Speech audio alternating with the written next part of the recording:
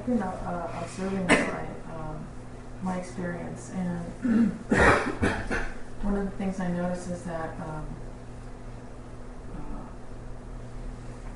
acceptance of the present moment, of what's happening right now, seems to be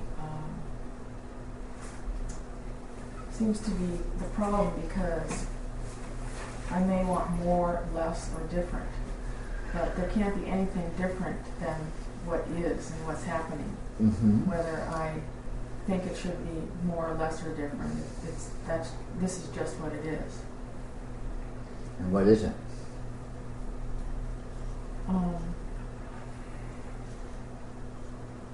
I can't describe it. I can just describe what it is conceptually, but I can't describe what it is. You can't describe it. So you can't, and you can even know what it is.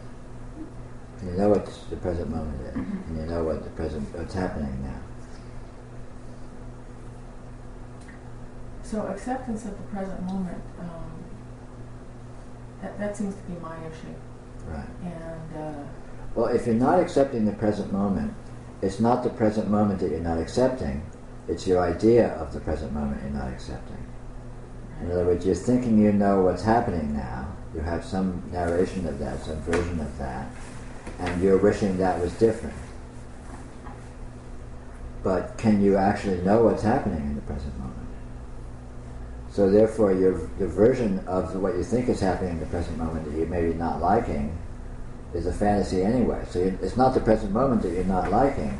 Yeah. It's some version of it, some idea of it, which is a fantasy.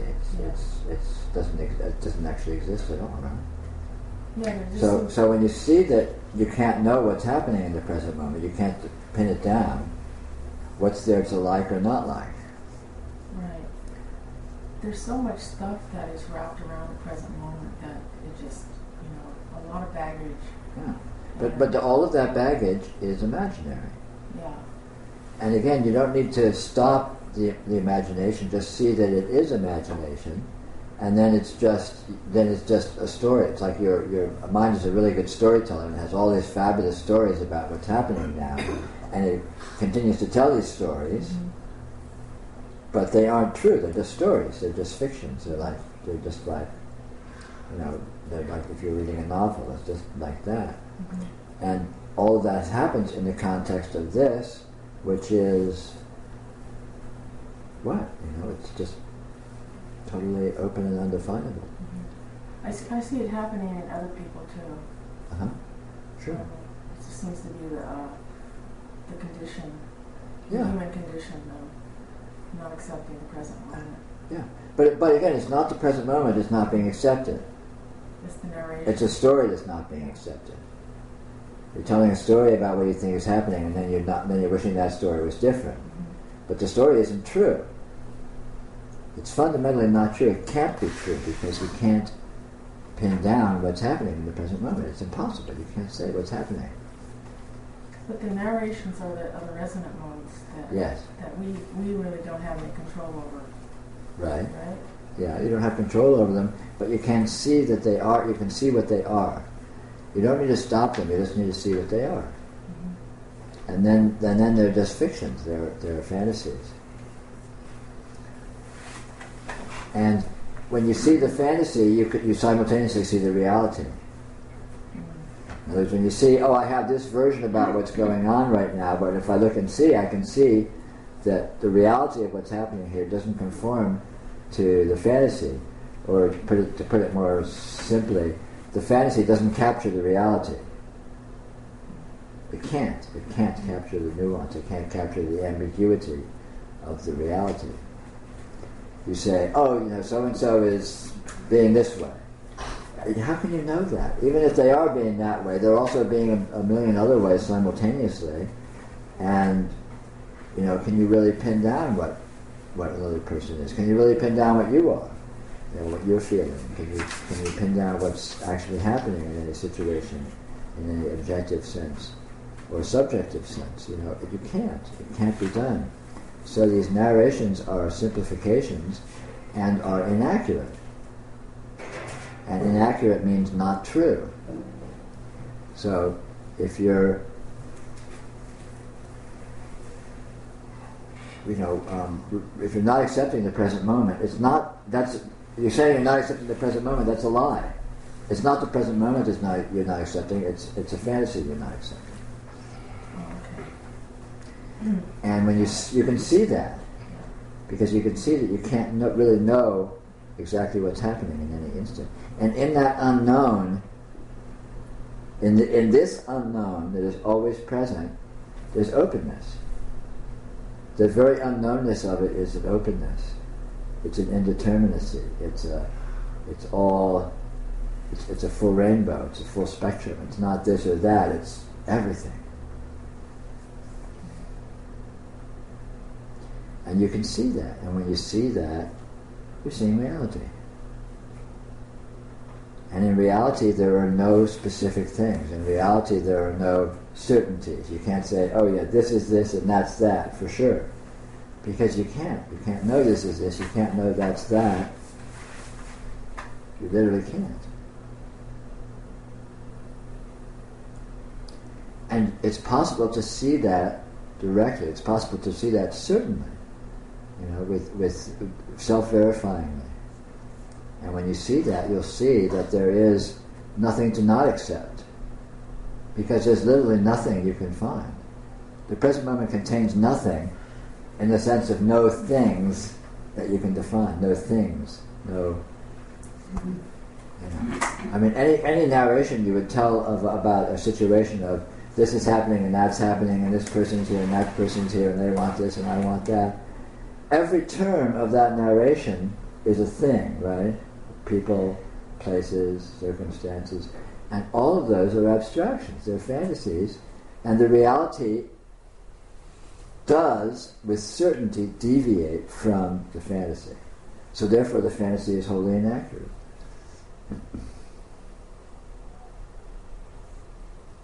Do you see that? Yeah, I understand it, but I'm not seeing reality. So, well, can you see that you can't? Can you see at least that you can't know for sure exactly what anything consists of? Oh yeah. Well, that's reality. Yeah. That uncertainty is reality. That is reality. That's sufficient to see the uncertainty, and then all of this certainty, all of this narration, is disempowered. It's eviscerated. It loses its force because you can see it's not really true. You can see, well, I tend to think that this is going on, that's going on. I really don't like it, but I can then, if I look, I can see the actual situation is actually. I'm not sure what it is. It's different. There's other things present that I'm not really taking into account in my version of it. And so right away, where does that leave you? It leaves you, oh, huh. And in that there's openness. There's a not pushing and not pulling. A not liking and not disliking. Just a, And at that point, everything gets interesting, everything gets very dimensional, everything is very open-ended, right? And that's reality. That is reality right there. Just that simple fact of not knowing. This simple fact of not knowing. Right here, right now, you can't know for sure what anything is. It's that simple. And you can see that. You can see that, the truth of that. It's an obvious fact. Any version of things that you have as a thought, as a concept, is a simplification. And as a simplification, it will have omissions, and those omissions will mean that your simplification is incomplete. And since it's incomplete, it's wrong, because you're not including things. So anything I think, any thought I think can't be correct. Exactly. Any thought you think is a fantasy. And it's fine as a fantasy, it's fine as an approximation, but that's not reality. The thought is not the thing. You can't think, you can't have a concept, no matter how sophisticated and how elaborated, that can capture what this is. It can't be done. How could it even be an approximation? Well, in other words, you may have a thought and it's not wholly untrue. Like I may have the thought, oh, you're wearing a T-shirt that has some red in it. That's not wholly untrue. But then that begs the question, what is you, what is a T-shirt, what is red, what is wearing, and it also has white in it, and the red that it has is a bazillion different shades of different light frequencies with different lights and darks, and I mean, blah, blah, blah. The whole thing just opens up into an ocean of information. The data field is like inconceivable. It's like billions and billions and billions and billions of terabytes of information just trying to figure out what your shirt is. And we haven't scratched the surface. So you say, oh yeah, you're wearing a red shirt.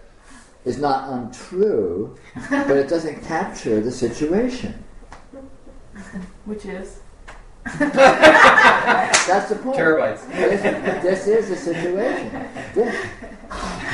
And there's actually no red T-shirts here.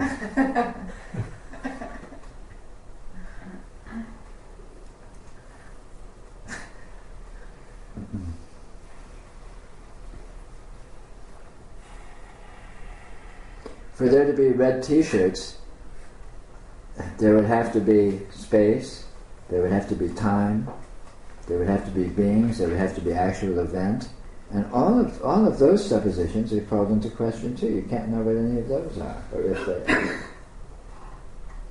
I mean, if this was all a dream, for example, there'd be no T-shirts present. There may be apparent T-shirts. There's the appearance of T-shirts, but in a dream there's no T-shirts present because there's nothing present. It's a dream. And how can we know definitively what this is to know for a fact that there are actual things present, like in space and in time, whatever that means? We can't know that. We can't even know what a dream is. We can't know what this is. We can't know what any of it is. On the most fundamental level, of existence, space, time, we can't even know what those are, let alone things like red T-shirts or blue T-shirts or wooden floors. And yet it's not completely untrue to say you're wearing a red T-shirt and this is a wooden floor.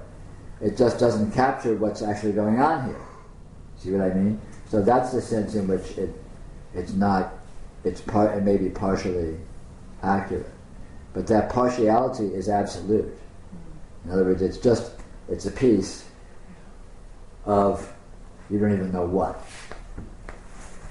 But isn't there some usefulness in the small pieces of data? Sure. The approximations of data? Sure, that's fine. Yeah. Go for it. No. I want you to go for it. That's what I want. Not interested. But there is a usefulness. No, the usefulness is in the functioning of intelligence. And the functioning of intelligence is a mystery. And the functioning of intelligence generates all of this apparent partial information, which you're claiming is useful. But the partial information is just a symptom of the usefulness of functional intelligence, which is what's really useful. The information is not. The information is just a symptom. It's a side effect. Language and communication and conceptualization and all that is just a side effect of the inherent intelligence. But we're talking in that. What does that mean? No, I mean literally. What does that mean? I know you can get. I know you go to the big picture and the absolutism and all that. Is there any little picture?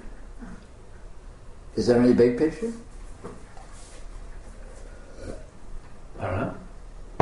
I don't know either. I don't know, but it seems like I'm going to go home, get in my car. If I don't go to have a job, I won't have money to buy. It seems like you could say all of that, but what is it actually referring to? When you get back down to it, then you don't really know. That's what I'm saying. What does all of that refer to? What does it really refer to? But isn't there different realms? It's like the realm of every day and the realm of... Is there? Where's the realm of every day? It seems like it. Where is the realm of every day? Where's some other realm? It kind of coexists, it seems like. Does it? Where's the boundary? I don't know that there's a boundary. Well, then why is it meaningful to talk about different realms if there's no boundary? I don't know. The point is to see how it works. Okay? There's no realms here. What there is a kind of a functioning. And that functioning is responsible for all the possible ways that that functioning can seem to appear. In other words, the functioning is what generates anything. It generates the appearance of us sitting around having a conversation. It generates the fact that that's not actually true. It generates whatever is being generated, if anything. Okay? So it has no pieces. So it generating a misunderstanding of the world that has pieces and parts and actions and things and people and money and jobs and firing and blah, blah, blah. It's generating that is not in even the tiniest bit difference of it's generating space and time. Or it's not generating space and time, as the case may be. They're one and the same. You're just looking at it from different angles and assuming the different angles imply different actual differences of realms or... And you're saying that basically when you get down to the kernel, it is all the same thing. Of course. There's one thing doing everything, you could say. I mean, if there was a one thing, and if there was an everything, and if there was a doing. But let's just rough it up, round it off to say there's one thing doing everything. The one thing is doing confusion, the one thing is doing the little picture, the one thing is doing the big picture, the one thing is, and what's interesting is the one thing. Little pictures and big pictures, who cares? What's really interesting is what's doing there.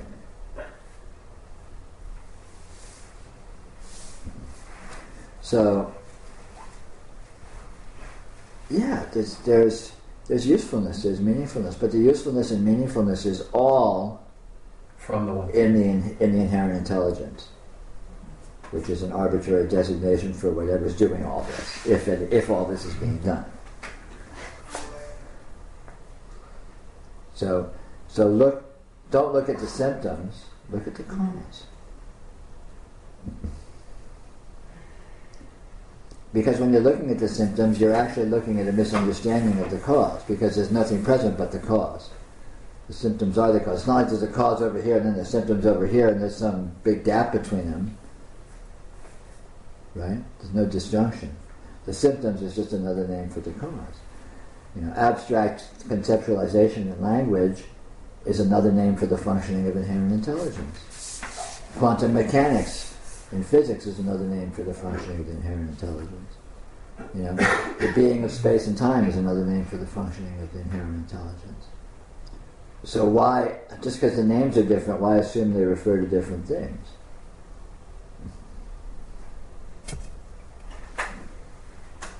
It's right here. The functional intelligence is not an abstract thing. It is supremely concrete. Everything whatsoever that you consider concrete, really just is nothing whatsoever other than what we're calling inherent intelligence. And that's what's interesting.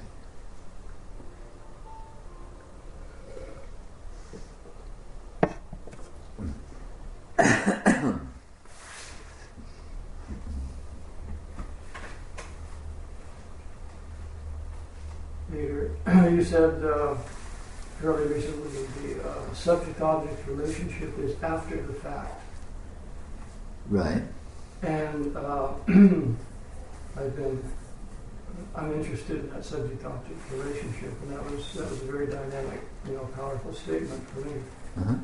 And I've been trying to, how can I zero in on that perceptually? Right.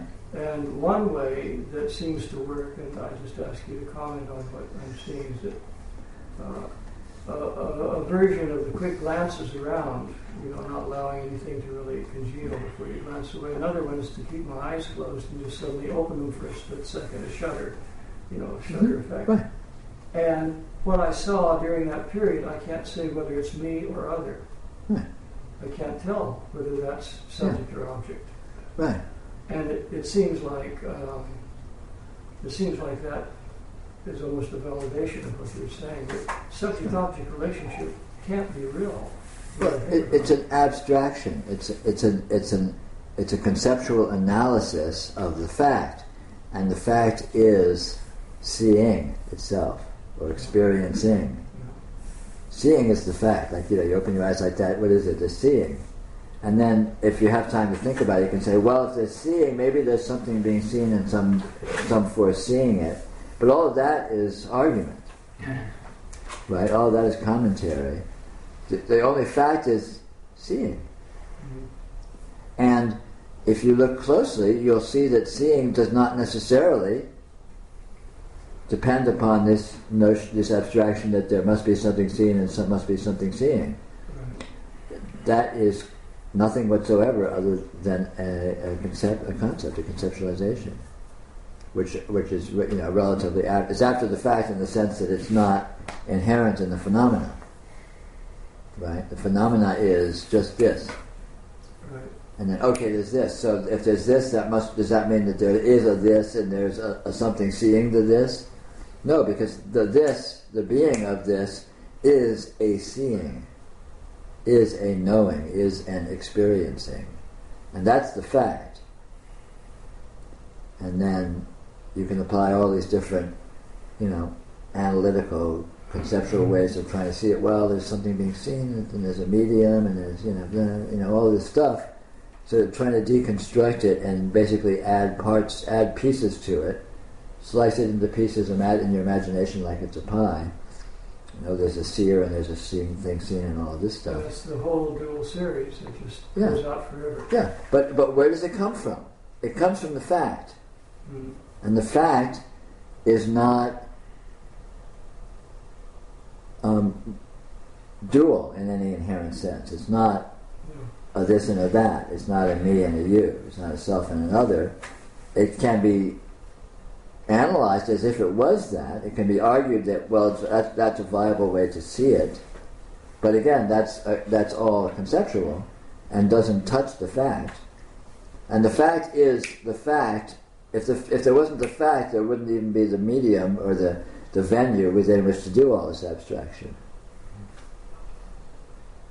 And the fact is not augmented by the abstraction. It's not changed by the abstraction. It's not touched. When you do your blinky thing, the fact that you're not seeing a subject-object doesn't make it any less, or more for that matter. It's just irrelevant. So all this abstraction is irrelevant to the fact, and the fact is what's interesting. Right? Right. I also have a perceptual question about perception. And you were speaking of, you were going through the different sensory fields and saying that they're all composed of pixels, different kinds and different manifestations within the different fields. And I can follow that through 2 or 3 of those fields and more or less validate that. And I assume the rest are true too. I have one with vision. I can see pixels if I work at it, mostly most anywhere. But I don't see pixels in the space that connects the two. Say there's 2 things and the clear space in between, I don't see. I can see tig leaves if I look really close. They can even appear in the room. But that doesn't seem to define the space. That doesn't seem to be the content of space. They just seem to be whizzing through. Right. So I'm a little perplexed about what the space that contains all the things, and the things, true to form, are composed of pixels. They're the little tricky things. Right, okay. So what do I do with space?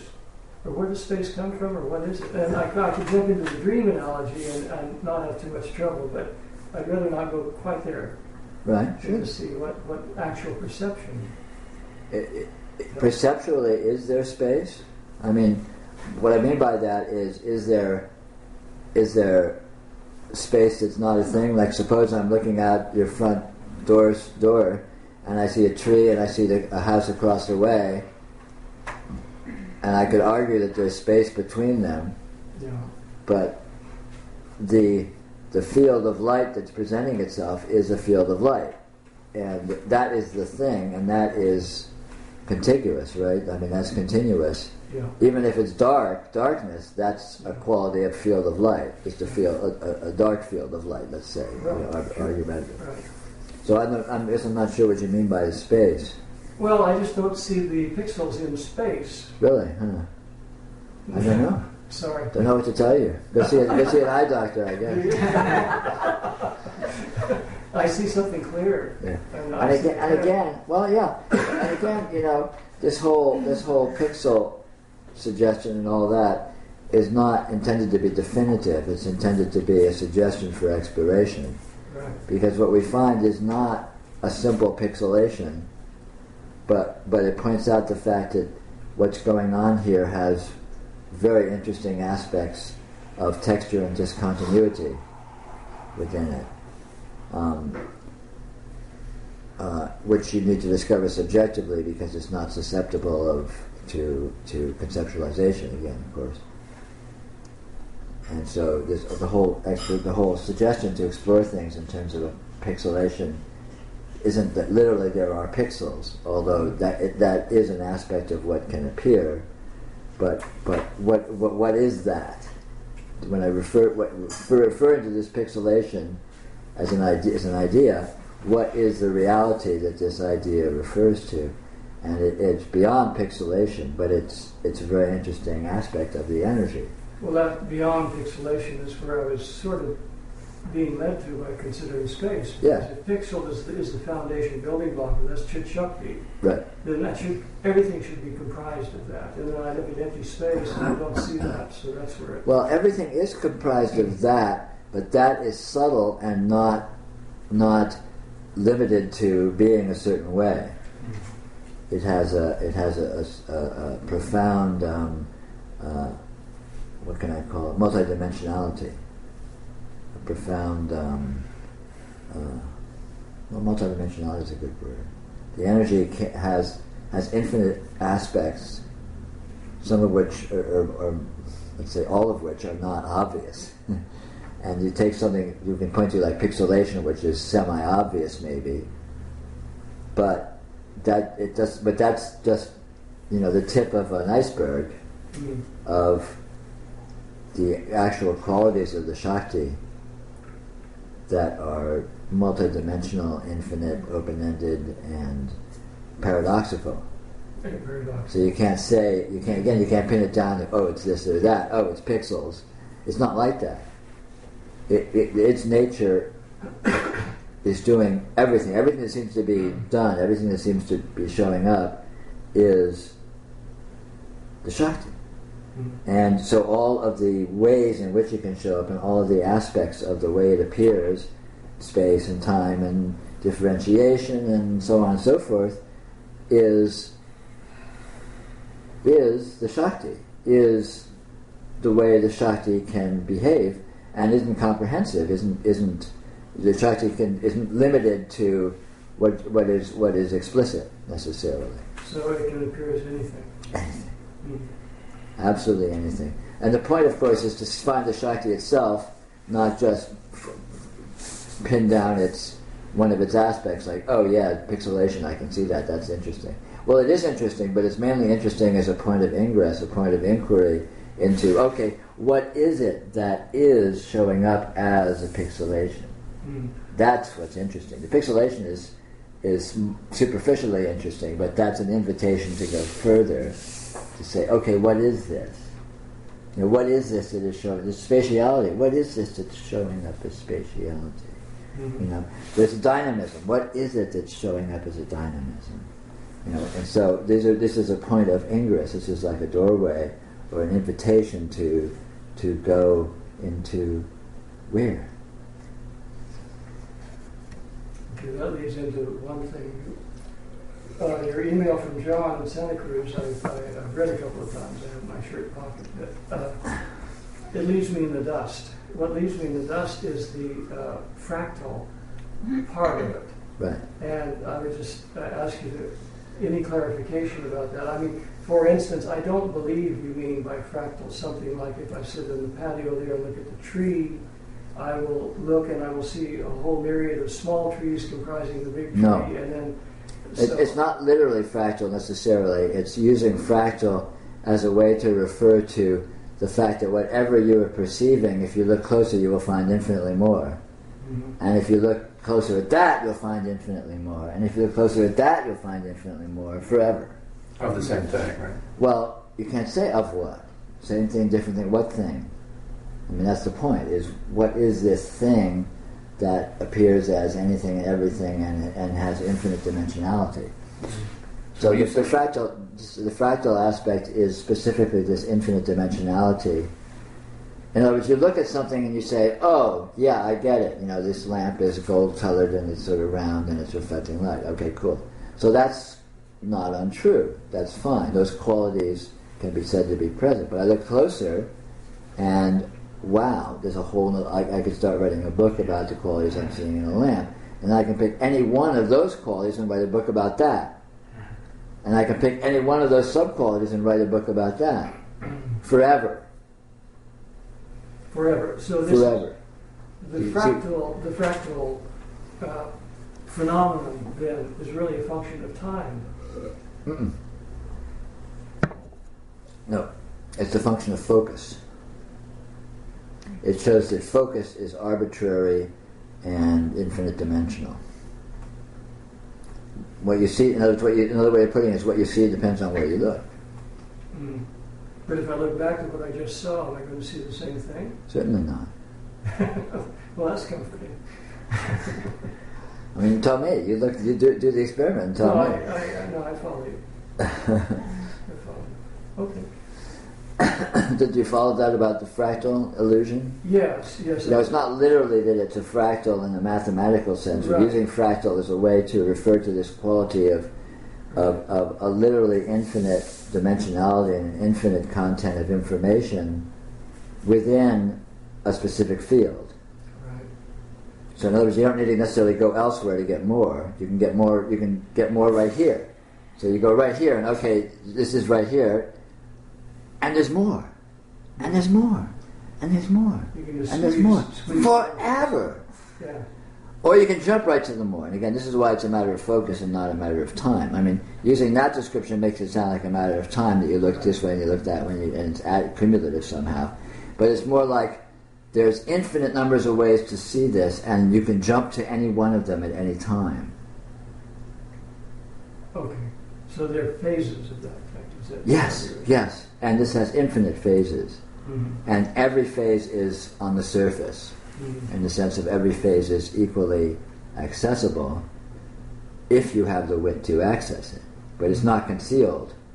It's not like you have to go, they're not serial. It's not like you have to go through or past one to get to another. Right. We don't have to evolve to be a higher kind of being to see the subtler thing or the other thing. We just have to know this something. Or you have an ignorant, superficial, simplistic interpretation of things, and you want to get a more profound understanding of things. You don't need to necessarily go through the ignorant, superficial understanding. You can jump right to the profound understanding. You might even live there. Yeah, exactly. So when you have realization, you look at something, you don't need to look at the surface and then go deeper and deeper and deeper. And, oh yeah, it's infinite. You can jump right to the infinity.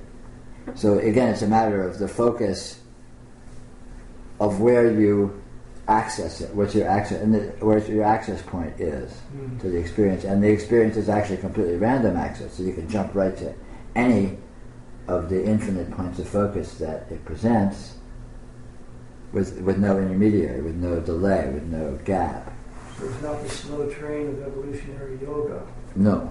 Deeper, but No. it's all right there. And yet the slow train of evolutionary yoga is simply a proof of that in an inefficient way, where you go through the layers of I can see it as this, can I see it any subtler, and then you see it subtler, and so on and so forth. And that's viable, there's nothing wrong with that, it's just not necessary. If you have the wit or the luck, or the word which is most commonly used, which is most appropriate, is grace. Grace is that access, an all access pass that puts you right to a more profound level of focus, so you might say. And we're calling it more profound is very arbitrary, because actually no point of focus is more profound than any other. There's no hierarchy. So help me with one thing. I've spent a lot of time on and off over the years meditating in one way or another, and the more profound ways I can't describe, but Right. I do it, Sure. or I've done it. Right. And the most noticeable feature of that, the most whatever I want to say, is it's very enjoyable. It's Right. blissful. Certainly. It's profound. It's blissful. It takes me to a place where I feel, I would use bliss if it's not used too carnally. Sure. Now, when I look at things like pixels and so on, I'm sort of stuck in the same kind of thing as if I look at my, my stories. Right. I mean, they don't have the juice. Right. What's the difference? Have I not gone deep enough, or what? Yeah, if you're not seeing the bliss, then you're in concepts. So if I Bliss is a sure symptom of, or a sure, what's the word? Symptom isn't a good word. A sure indicator of reality. Mm-hmm. Reality is inherently blissful. It's inherently ecstatic. It's inherently wow. Mm-hmm. There's a massive wow factor, which is an aspect of reality. Mm-hmm. And yet, of course, you're always seeing reality. But if you aren't having that wow factor, then you are spinning around in some kind of relatively dumbed down version, whether you know it or not. It may be a profound dumbed down version, maybe a very sophisticated dumbed down version, but it's still a dumbed down version. And reality has the property of being open ended, of being not inherently not dumbed down.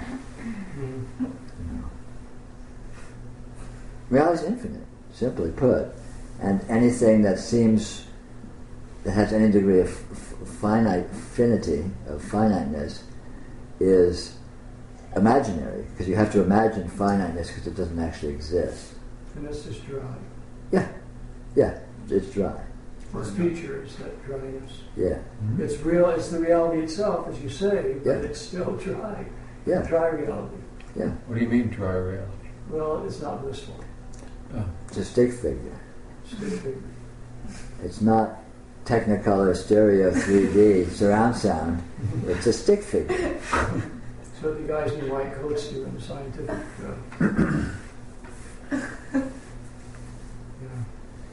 Thank you. Excuse me just a second.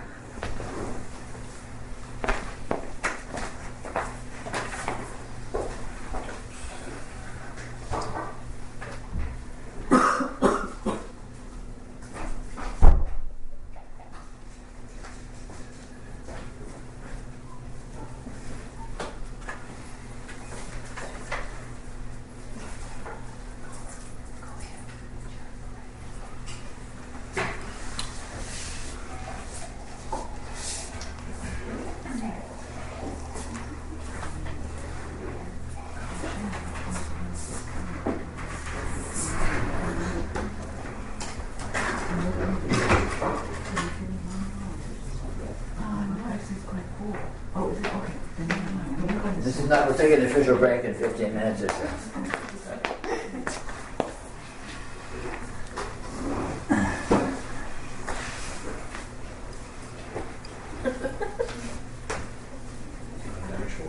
This is not an actual break, people.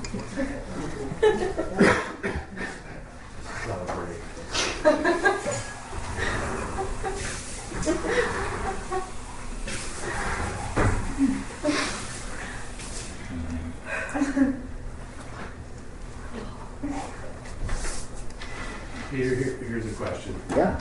I was thinking about trying to act in my own best interest. Right. But I see that that's impossible for me to figure out because Right. everything I'm seeing is just not true. I mean, Right. I don't even know how to do that. Right. So what do you do in that situation? Do you just lay back and let circumstances determine what you do next? Or do you, what do you do? Surrender to God. I guess so, yeah. Or not. I guess it's sort of like, if you lean into it, like, what should I do next that would be good for me or that I want to do, that's a good idea, or that leaning forward is kind of ridiculous because you don't know anything that's going on. Yeah, but again, you can't qualify the leaning forward either because you don't know what that is either. Right. Right. So you have no basis in actuality to assess anything whatsoever. Yeah, right. So you can't know whether or not anything is or isn't for your best interest, or if that's even relevant. That's incredible. And at the same time, you have no reason to suppose that it's not valuable to act in your own best interest. You don't know that either. Right. And even if you don't know what your best interest is, you don't know that it's not valuable to try to act in your best interest to the best of your ability. Right. Or not. Yeah. So, I mean, you're left, it sort of cancels itself out, in a sense. Yeah. You're left with, well, do what you're going to do, and you can't know. You can't know. Yeah. But that's no argument to not do whatever it is your impulses lead you to do. Yeah, like what we're talking about doesn't tell you what to do next or what not to do next. Right. But it just sort of takes the rug out from under you thinking you know what to do next. Yeah. Yeah. I mean, it's all,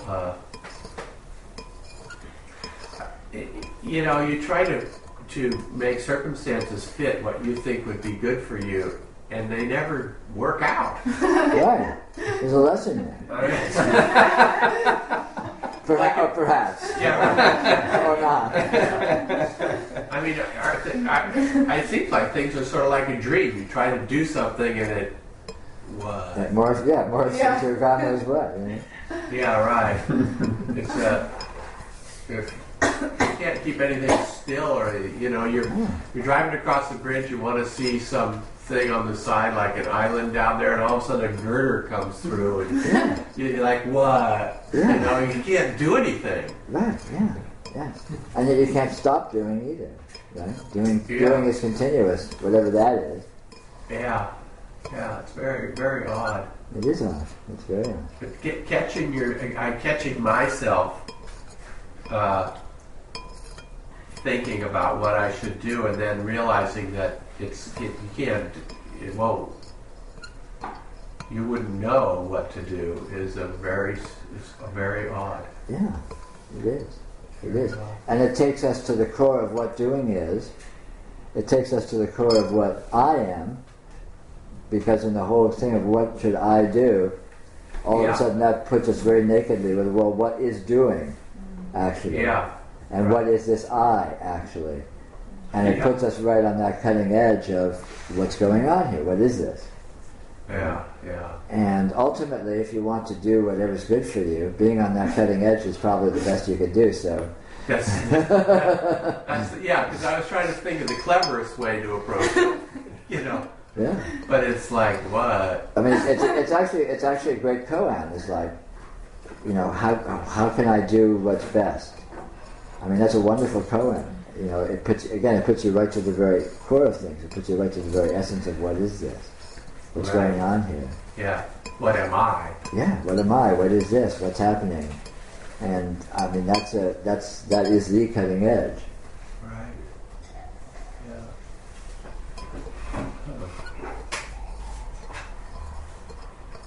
Is there something that doesn't put us to the cutting edge? No.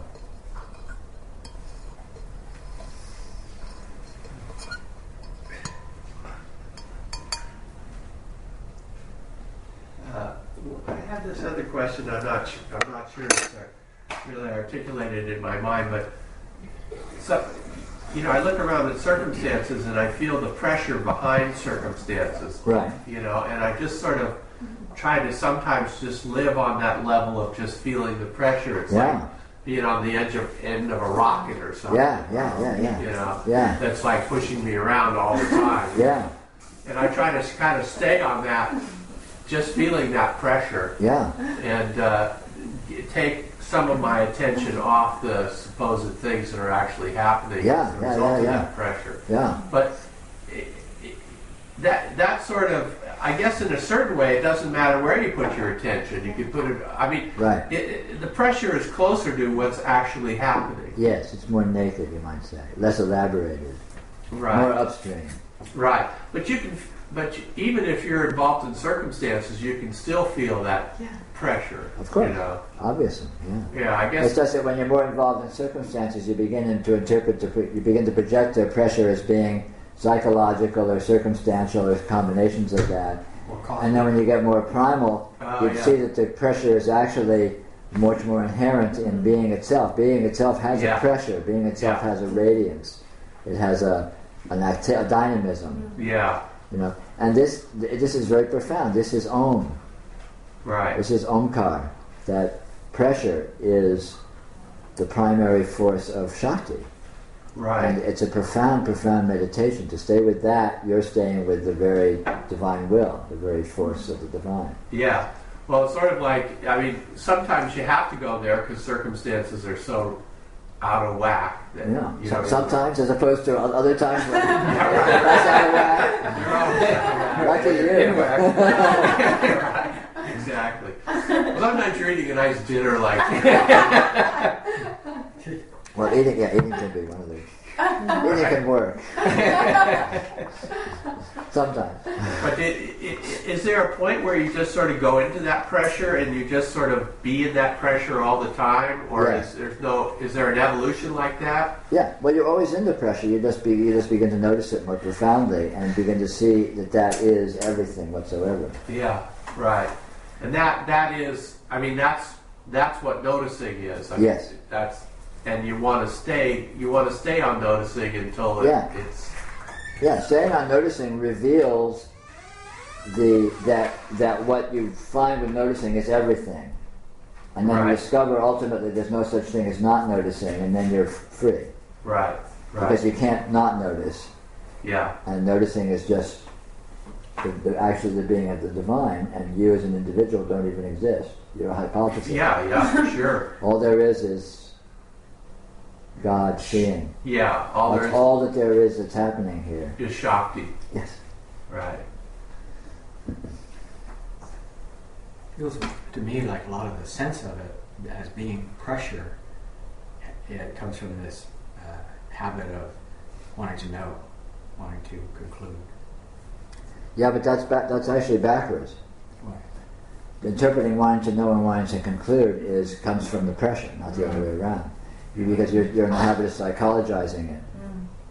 Whereas in actual fact it's the other way around. The psychological mechanisms are a symptom of this inherent pressure.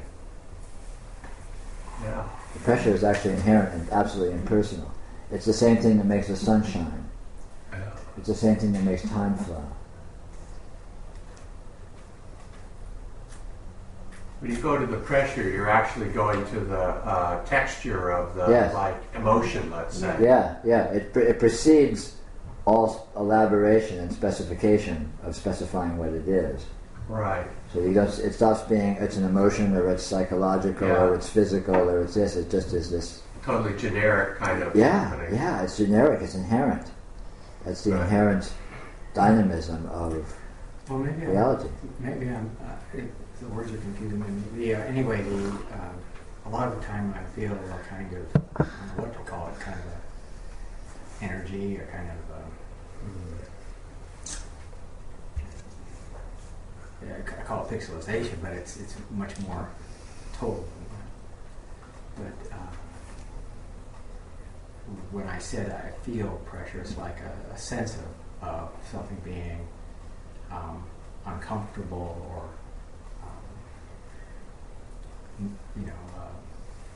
maybe somehow not wanting to do Right. that.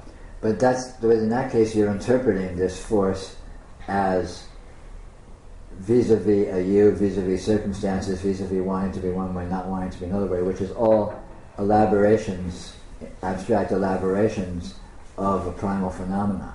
Yeah, I can see that, I can feel that. Yeah. And the point is to don't worry about the elaborations and don't try and stop them. Just go a little upstream to where it's coming from, to the more primal phenomenon, the more impersonal phenomenon, and you'll discover that all of this elaboration of resistance, wanting, all these kinds of things, actually comes from a wholly impersonal fact of the inherent dynamism of consciousness. Well, as far as impersonal, it feels very much that way, though I don't think I would describe it like that. It just doesn't feel like there's any clear me or outside Right. or anything for that to be true in any way. Sure. There isn't. So is that what you mean by impersonal? Yeah. Well, go deeper. Look closer. And you'll discover all these mechanisms and resistances and all that are all effects. What's the cause? And whatever you find is the cause is probably an effect too. What's the cause?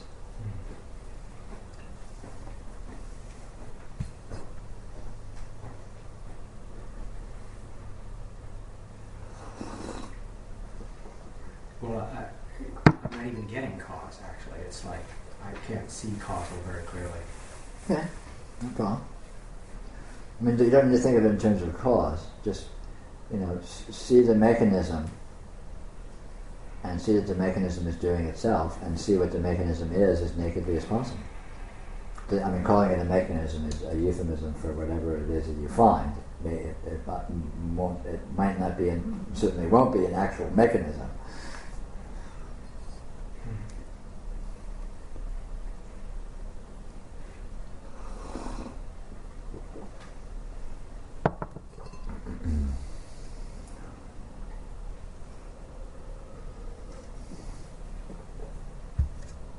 Peter, one of the names of the Shakti is Kameshwari, that is the goddess of desire. Mm-hmm. Desire, what you're talking about, that fundamental primal desire that's impersonal and just pushes everything? Yes. And then let me follow the thread. Is that also, say, clearly, just do what thou wilt? Yes, exactly. What I'm saying.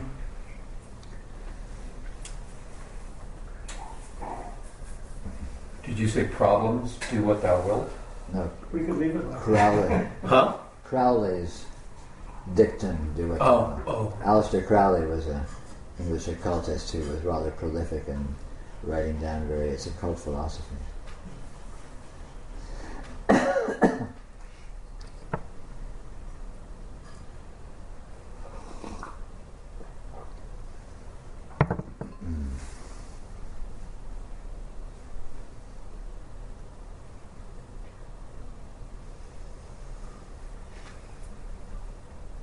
It's interesting that so much religious practice is involved with impeding your desires, negating them, restraining desires. But another way would be to find out what is that desire made of, which is of course your trademark.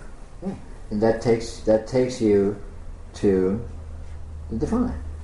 It takes you very directly to the divine, because all this desire turns out to be a Shakti of the Absolute. Or you could say a city of the Absolute.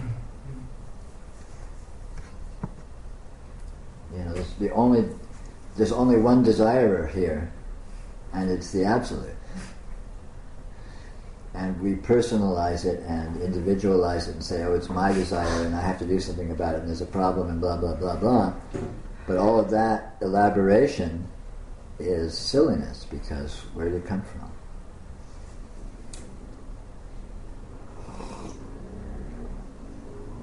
And the same applies, of course, by extension, all of our psychological mechanisms. We think they're our psychological mechanisms. We have to grapple with them and solve them or repress them or do whatever it is we do with them. But all the psychological mechanisms are just shadows or symptoms of this fundamental energy phenomena that's what is actually going on here, which of course is wholly impersonal. Or is what the person actually is, which is not personal in any conventional sense whatsoever.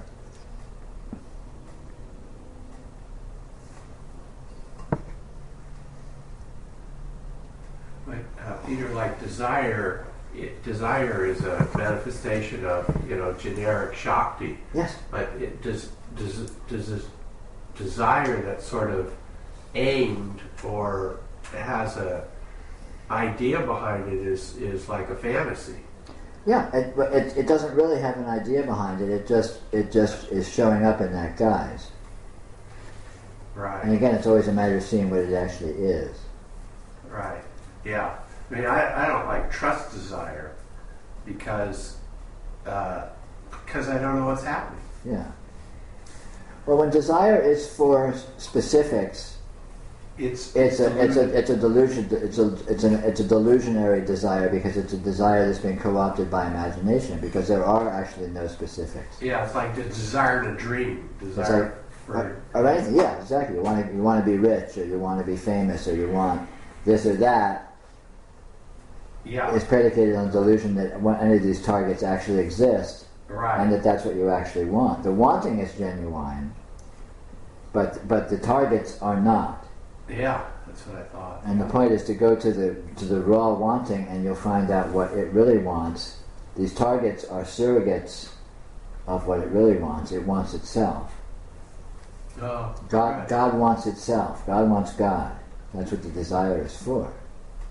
Uh-huh. And of course, all of these targets are God, but see that they're God, and it's not about the target, the supposed target. It's about the divine, All right. right? Yeah. So it's sort of like the pressure wants itself. Yes, exactly so. Yeah. Because every target is made by the pressure is a symptom of the pressure. Yeah, and it's made of the pressure, and the target isn't really what it looks like. It's really the Shakti.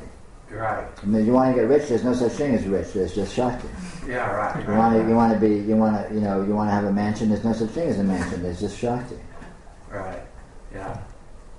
And you will the Shakti will definitely get Shakti, but it won't necessarily definitely get a mansion or get rich.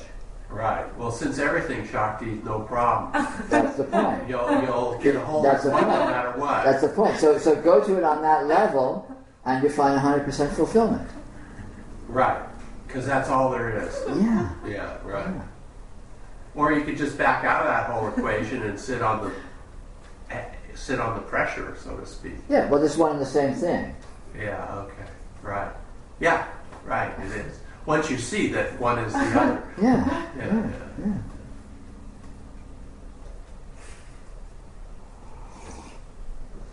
I mean, this is the very essence of Tantra, is to go to the energy, to go to the desire in its pure form, and you go to the divine, and you completely transcend the world. You transcend all worldly aspects, because the worldly aspects are, of course, actually the Shakti itself. Right.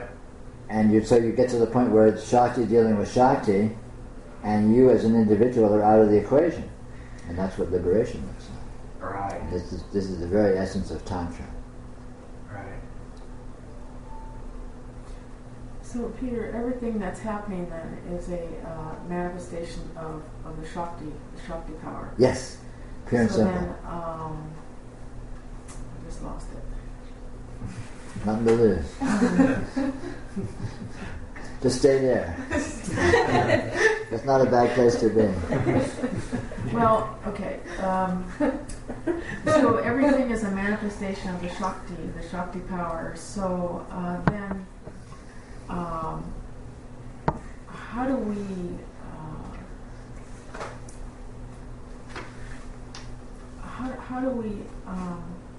work with that Shakti? Because it's You work with it by seeing it. okay. Well, I see it, Sure. but I mean, God must want to get involved in it, Right? Because, Yes, God does want to get involved in it. and why? Who knows? But the point is that there's a continuum, so you can be involved in it on either end of the spectrum. You can be involved in it in delusion and in complication and elaboration, or you can be involved in it more primally. And being involved in it more primally is liberation. Being involved in it more in terms of elaboration is delusion. But isn't the Shakti power also creating that delusion? Yes, Yeah. it certainly is. So, Delusion is not the problem. Identification is the problem. You don't need to stop delusion. You just need to stop thinking there's a you that's deluded. Because you're not deluded. Shakti's deluded. Right. Okay. So you're off the hook. Yeah. And seeing that is not stopping this whole process. It's just seeing it at the primal level of what's actually happening. Do you follow that? Yeah, I do, and it's hopeful because if someone says, "Well, it's your fault," it's like, no. Well, it is my fault, and I'm the divine. Or it's not I'm my the fault; absolute. it's the divine. Yeah, two different ways of saying the same thing.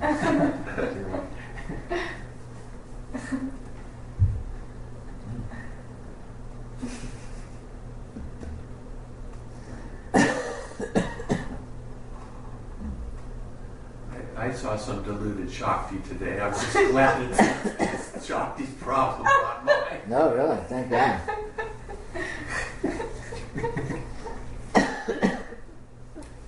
Now, how horrible would it be if these were actually our problems to solve? Oh, yeah. Really? Shakti sort of perverted. You know? Wow. Well, they say that might be why Tantra has such a bad rap. People like to be in denial about the inherent perversion. They don't like to own it and acknowledge it. I have a question about noticing. So,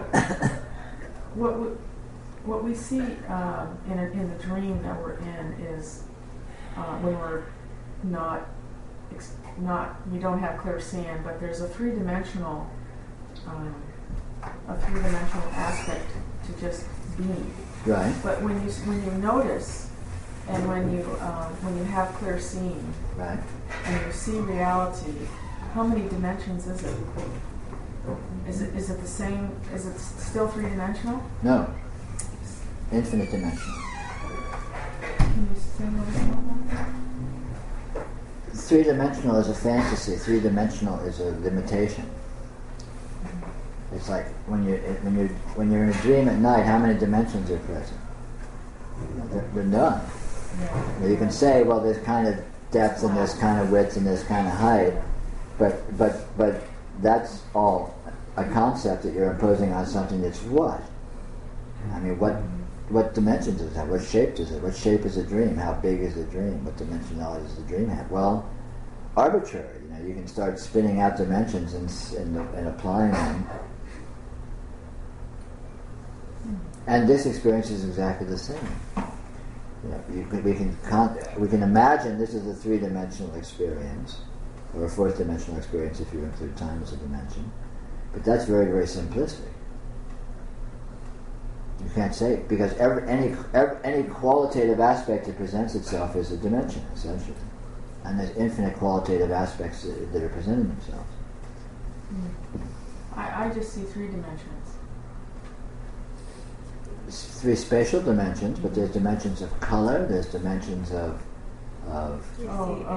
goodness, badness, there's dimensions of sweet and sour, there's dimensions of, just all these dimensions of qualities that are presenting themselves simultaneously. And most of them don't have names. Okay. You could name all the dimensions you could name, say you come up with 1,000 if you're really articulate, and then there's a million beyond that, and a million squared beyond that, and a million cubed beyond that, and a millionth to the millionth beyond that, and so on, so on, so on forever. And we don't have words for them after the first 1,000 or whatever.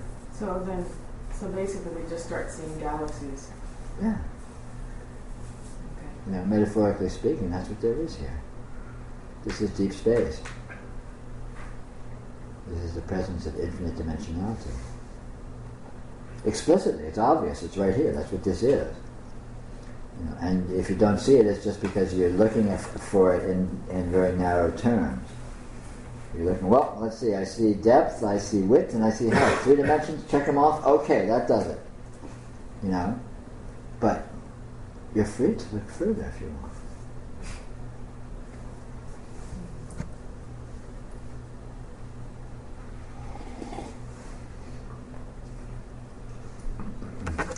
Should we have a little break? Sounds good. Sure.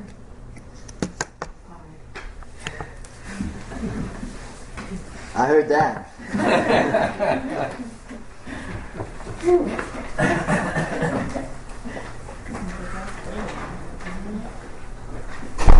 I know, it's really amazing, isn't it?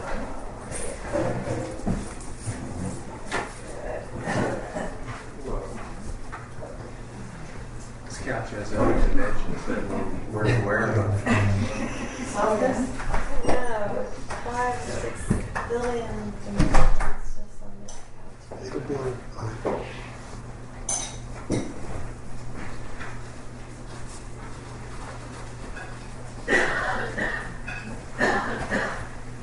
Pretty far out. You're just here, don't worry. That's the correct position. I know. You can I know. this one, it's okay. Stare I at can the go out of ceiling the chair, you all can day try this long. one. It's really true.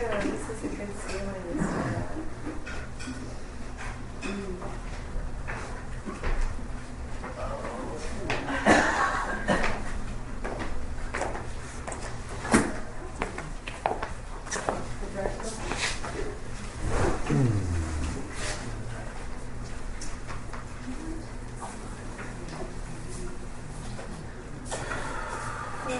You know, sometimes I get all this stuff, and sometimes it's like from the outside looking in, and can reach out and get it a little bit, and sometimes I can just have it and be it.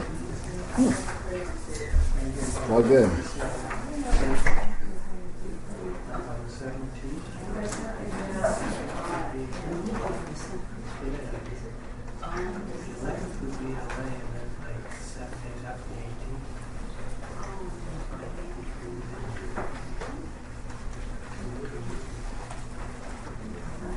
I guess it isn't. It's your karma to have this stuff show up in your field of experience, and it's your karma for it to come, for it to take it to whatever extent it does.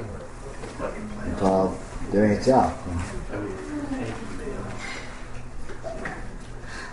And I've been relaxing into it really good. Except sometimes their relaxation takes a hike. Sure.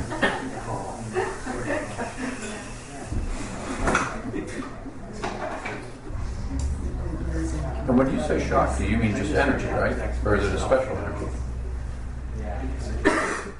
There's no such thing as unspecial energy. And there's no such thing as special energy and unspecial energy. There's just this. Is this special? Is this unspecial? But the primal energy. There's no secondary energy. That was what was confusing me before. Like a month ago, you talked about fractals or whatever, and it seemed like each level of fractal was made of the same stuff that each other level of the fractal was made of, Right. which was the key element. But then you said the key element was infinitality, and so they're both key elements of fractalism. No, there's two words for the same thing. Two ways of putting the same thing.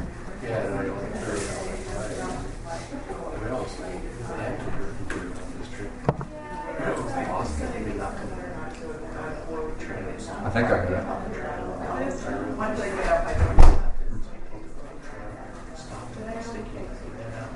All the distinctions we draw, this or that, don't apply because we're talking about one thing. There's no actual distinctions in this. This is itself. And it includes everything. It includes all the aspects that we can look at it in terms of. But it is not limited to those aspects. It is itself beyond all those aspects and it includes them.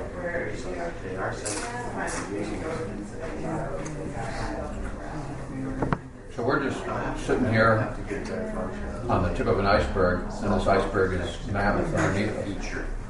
It's infinite. And we are on the tip of it. We are the iceberg. It's the iceberg looking at itself.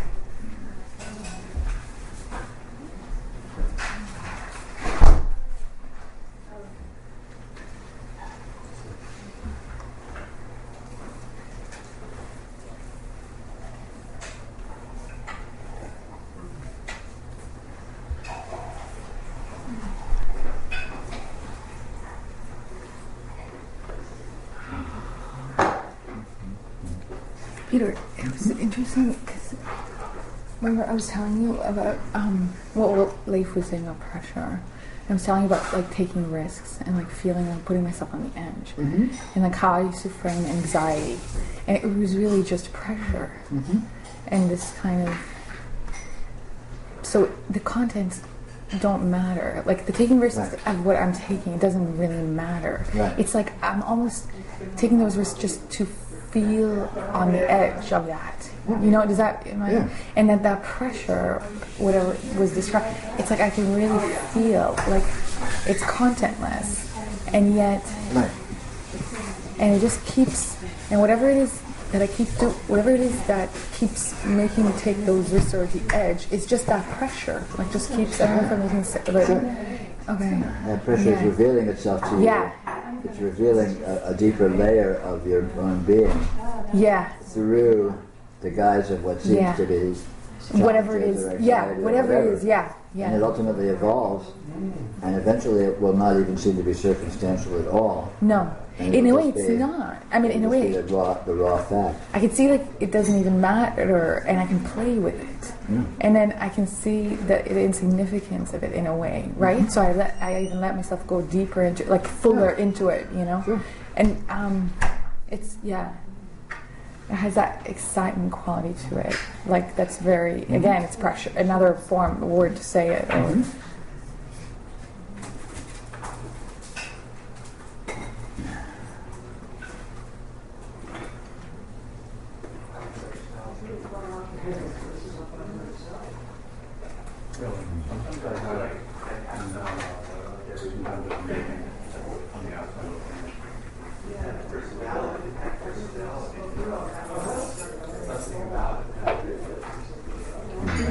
Or, because I'm just falling down. Yeah, it's wonderful to see you. Yeah, good to Thanks see for you. coming. Yeah. Take care.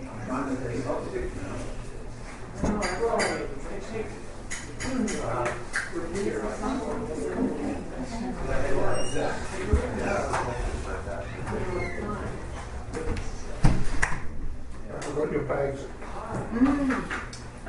Chicken's in the fridge.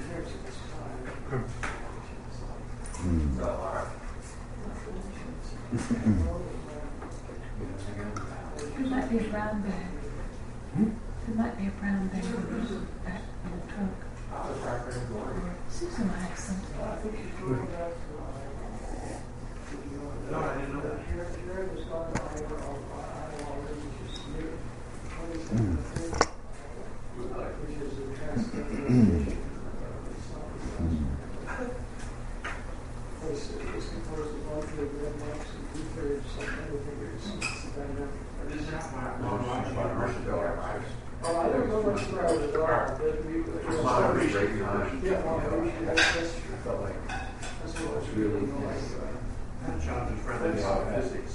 Was allowing energy to move in release and be just fine, reaching out.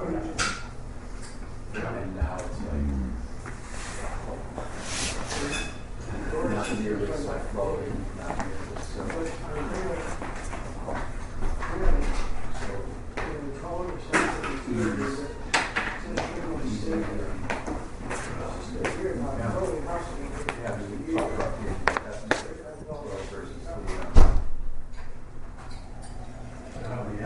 the outside wheel of the originality of it.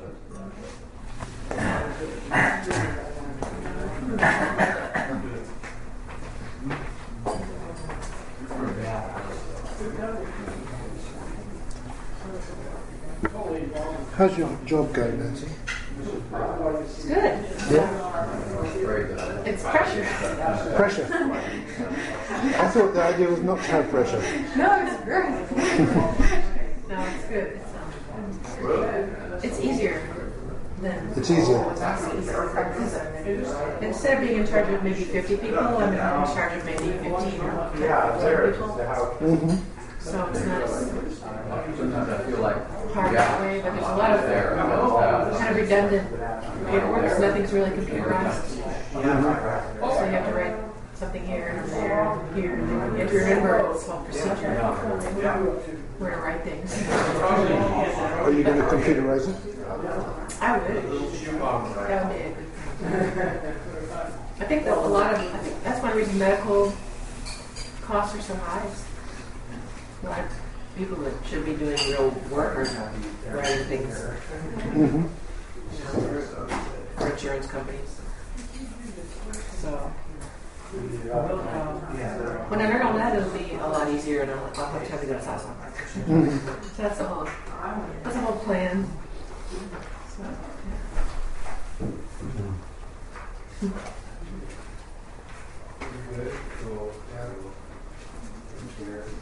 I have Fridays off now. I work 4 days a week. That's good. So you can go to the Friday lunch Exactly. gigs. I told them I had to have it. And they were like, can you do 5 days? Go, no. Take it or leave it. And how about your refinancing? Did that happen? Yeah, I did. Yeah. Congratulations. Yeah, so now Dave can get a new job as he wants. He could have anyway, but he has one reason after another why he can't. You know. Oh, I see. So now you can. This is not a good time to be looking for a new job. No, it's pretty bad. But although in IT, it's Doesn't matter. in IT. Somebody wants a job somewhere. He works at Cisco and they can't find the people. It's really weird. Wow. So, So, Did they find somebody for your job? yeah, they've hired a couple.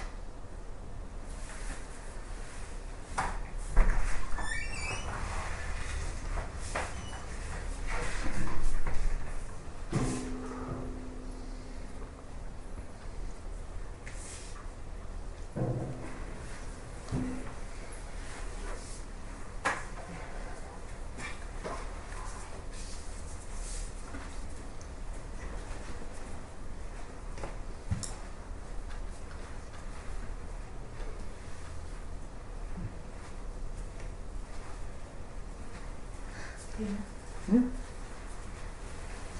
Oh, wow.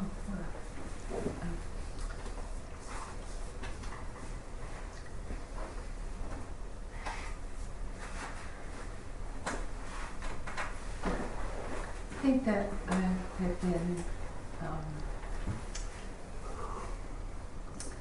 misaligned a little bit along the way by considering the like physical sensation of presence as being something. Well, it is But something. you're talking more about what brings that into being, or what's behind that, or what causes that. Well, what causes it is what it is as well. It's not like there's a cause over there and then there's a presence over here. The cause is the experience itself.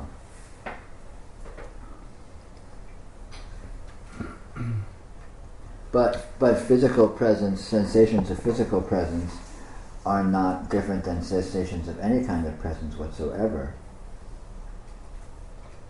or absence for that matter. And they are not physical, and in fact, and they're not actually presence in any simple sense. They're actually exploring what exactly presence is, how it is, what is present, how it is present is very rewarding. But it doesn't exclude what you might think of as physical presence, but it doesn't exclude any other kind of presence that you may be able to specify either. Oh, I was looking at the actual sensation of I. And Sensation of what? of I. Right. And just like dove right into it to see where it was, or just get a feeling of it. And it's like, it was like a sensation of bliss. Sure. It's just a going back to that bliss. Yeah. When you go into anything, that's what you'll find.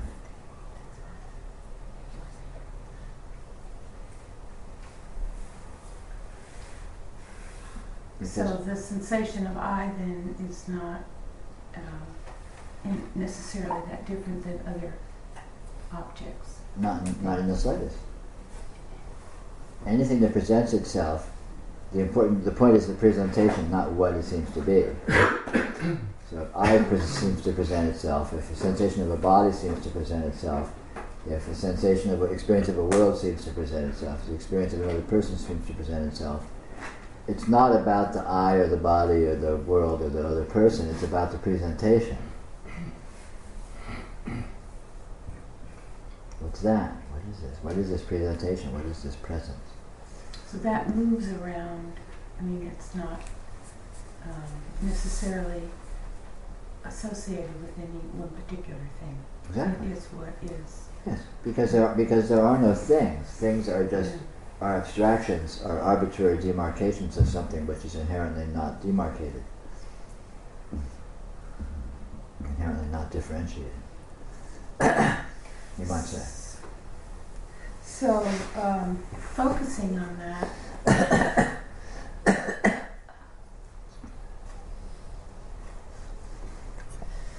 the intention to focus on that Right. seems different than having it present itself. The experience of it just happening. Does it?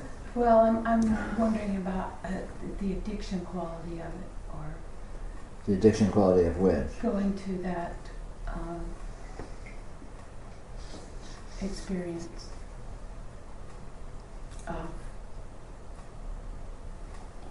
sensation, bliss, presence. But any addiction quality means that you're demarcating something as being different than something else. And then you're being addicted to whatever the aspect you're demarcating is your target, and differentiating it from something else that you're not addicted to. And that is inherently erroneous, that is inherently delusional. Well, what about, the sensation itself? What about it? Well, I don't know what it's connected to, because I don't know what the I is or where it is. But Right.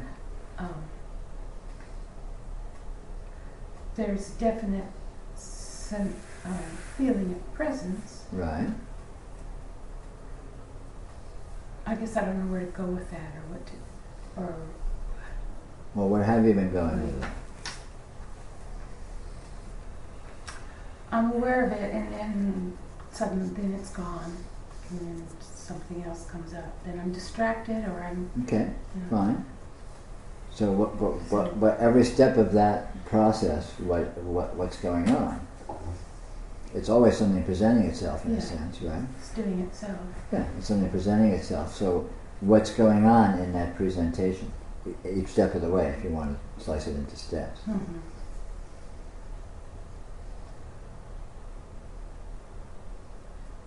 I mean, the interesting fact isn't what seems to be presenting itself, but in the presentation itself. You see what I mean? Which is constant, it's ongoing, isn't it? Mm-hmm. So that's interesting. So what's that? Since it's omnipresent, since it's always present, you can look at it, you can say, wow, what is this presence? How does this happen? It's something happening. You could say that. It might be, might it's not happening. be. There's happening. Yeah, we say there's happening, but again, what is that? What is it? What is this? What does it refer to? What is this that's happening? What is this that's presenting? How is this presentation happening? In other words, it's less interesting what seems to be presenting itself than that there is presentation, because that's the common denominator. That's always true. If it's distraction presenting itself, it's still a presentation, isn't it? And if it's a profound bliss presenting itself, it's still a presentation. So what's the presentation? What is that? It's like it doesn't matter. It doesn't matter, does it? Well, look and see.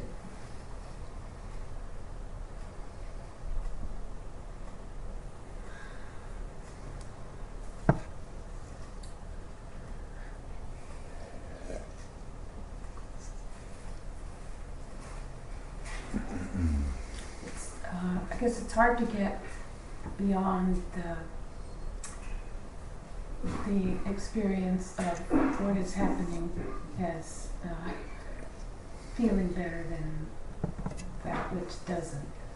I mean, intellectually I know that they're the same, but still there's a gravitation towards what's preferable. Okay. That's cool. But how's that happen? What's happening when that happens?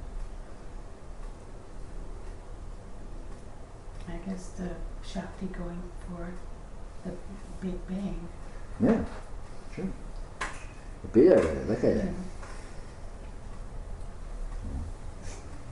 It doesn't matter what's happening, being this or that. What matters, what's interesting, is that it's happening. The way in which it's happening. What is happening? I mean, what is happening referred to? Whatever it is, if it's total distraction and neurosis and addiction and attachment, aversion, and all these things, cool. But how's that happening? Or if it's bliss or seeing, going into the infinite and drooling and giggling, how's that happen? It's not, the content is not particularly interesting. What's really interesting is the broadcast.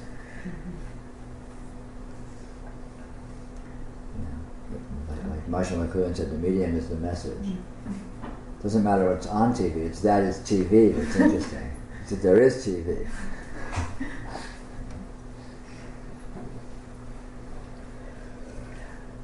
But you say we can know it beyond just the experience of it, or No, no, you can't know it. You can't know it beyond the experience of it. But the experience of it isn't what you think it is. The experience of it is not a simple thing. There is no beyond the experience. The experience is everything. But it's not what you think it is. Experience isn't just experience.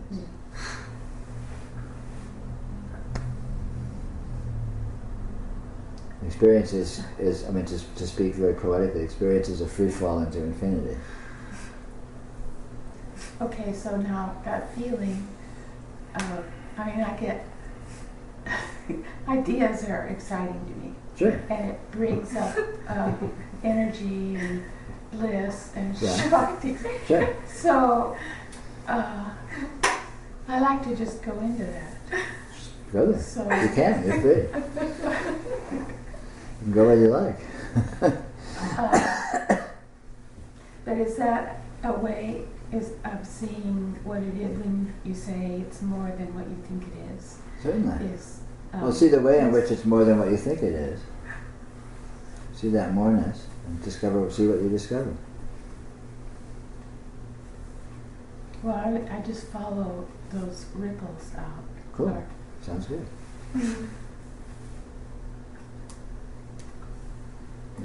You get to a point where you stop having questions about it. You get to a point where it is absolutely self-verifying.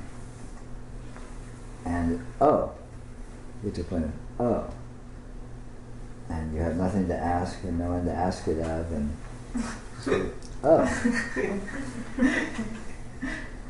But anywhere you go, that you'll get to the same point, because anywhere you go is the same place. And anywhere you go leads to that point, because that's the only point anything can lead to. Like that feeling of ecstasy. Sure, you can call it that.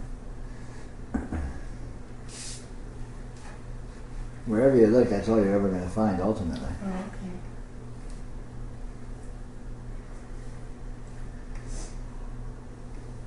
It's not about the doorway you use to get into reality. It's about going through that door. It doesn't matter whether you're looking into this or looking into that. It's where the looking takes you. It's what the looking reveals.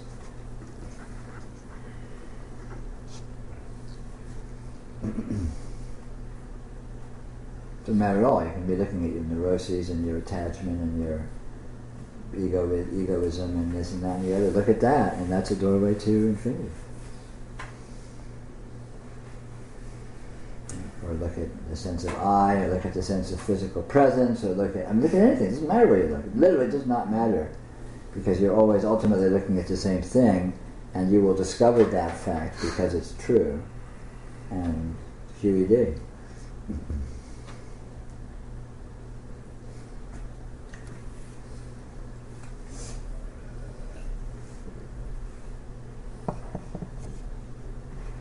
But I still think things are real. Sure, you're free to. Yeah. Things are real. They just aren't things.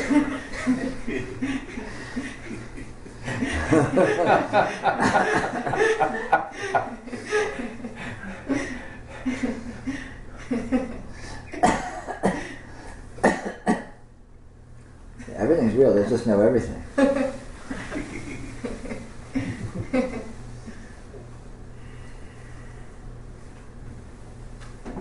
So look at the real and let go of the thing.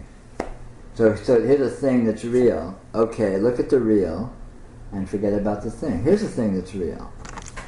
Okay, they're different things, but they're the same real. Isn't that interesting? So what's the real? What's the presentation? What's the presence?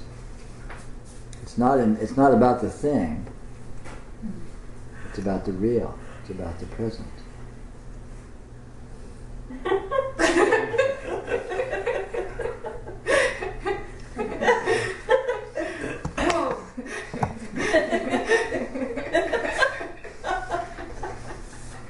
You wield the clean water glass. I take your compliments here. True words. I'm not humble.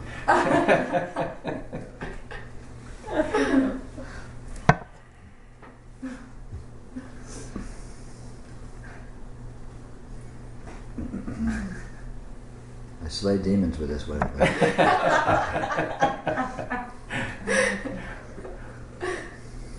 they're not real either.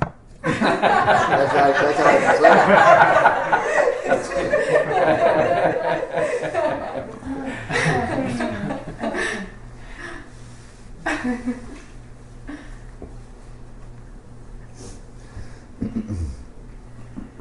You get that? It's not about the So thing. the mystery of everything takes you to that Yes. space. Yeah, it's not about the thing. It's not about the this or that. It's about the mystery of it, or the presence of it, or the reality of it, or whatever you want to. Doesn't matter what you qualifier you put on it. Mm-hmm.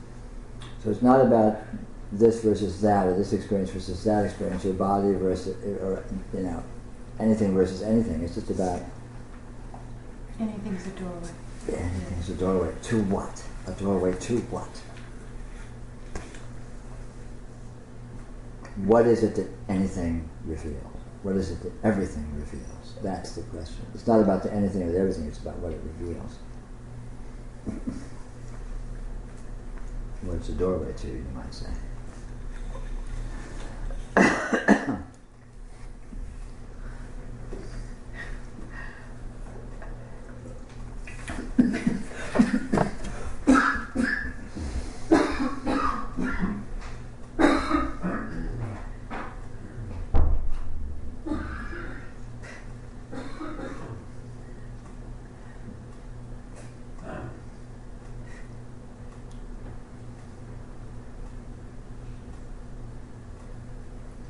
You know how That's not a distraction, or that's not. there's no such thing as a distraction, and you know how to go through that doorway. You wouldn't come to these you wouldn't come to these talks. You wouldn't be interested in this stuff. So you already know how to go through that doorway. Just do it. So it's not about the specifics. It's not about the things. It's not about the circumstances. Just go. That's all.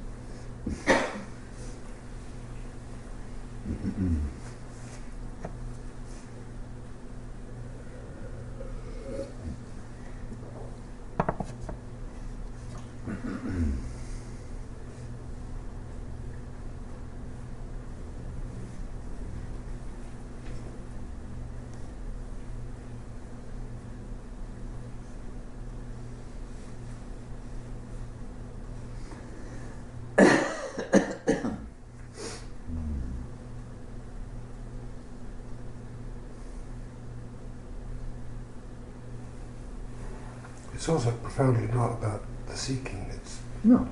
just the mystery. Not about the seeing, it's about the finding.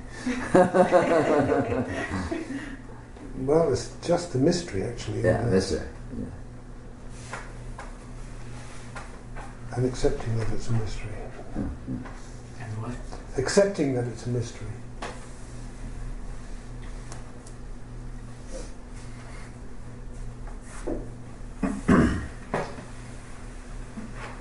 Is that a realization, or is it a? Yes, it's realization. Mystery reveals itself. But John just said accepting the mystery. Certainly. So accepting the mystery is realization. Yeah.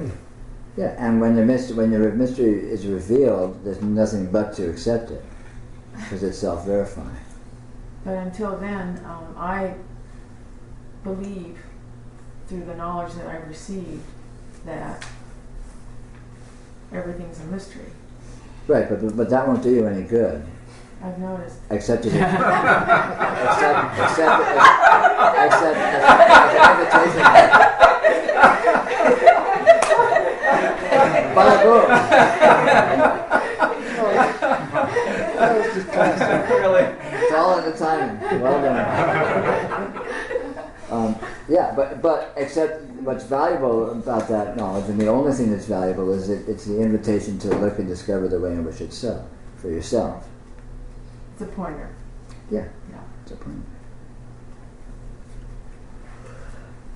Like we were talking about earlier, look into anything and discover you don't know what it is. It's that simple, really. And yet it's subtle because we think we know what things are on a very subliminal level. We have this subliminal certainty that we kind of have a handle on things, and it's unconscious. It's not just a concept that we can argue ourselves out of. We have to. It exists on a kind of a bedrock level of our identity, of our functional psychology, and so it's a shock to get the real hardcore actual revelation that I don't know what this is. I really don't know what this is. And that's the revelation of mystery. And it's the whole point. It's the entire point of the whole business, the whole sordid business.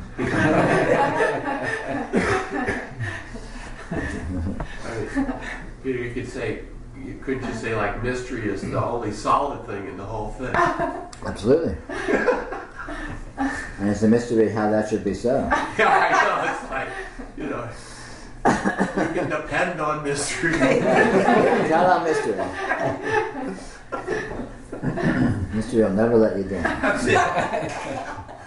We just look for the most solid thing in your life. That's right. The most solid thing. And lean on that. Yeah, absolutely. The most solid thing. The only absolutely undeniable thing. Right.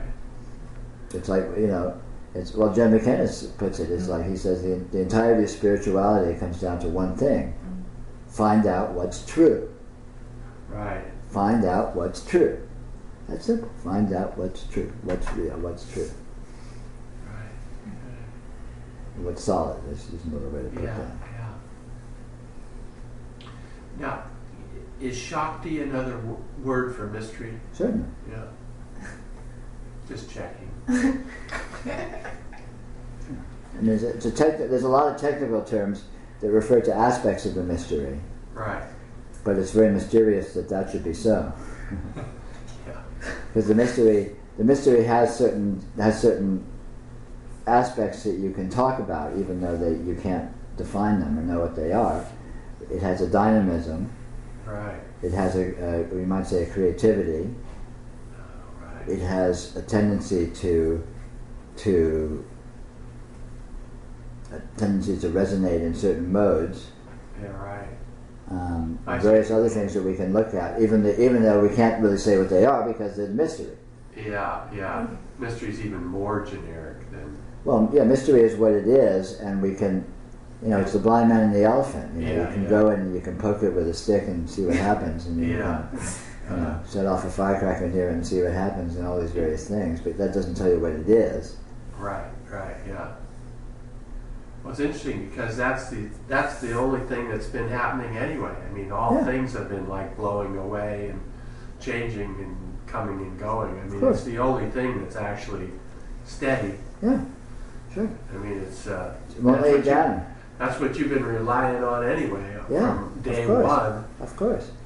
So, like, what? It's going to change? What? Yeah. For sure.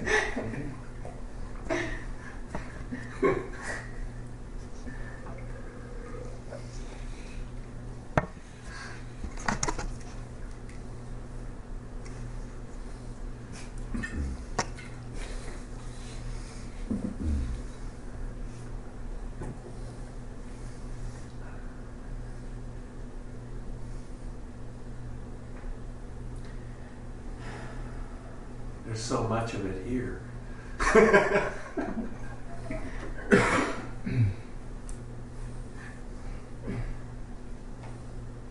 Endless mystery.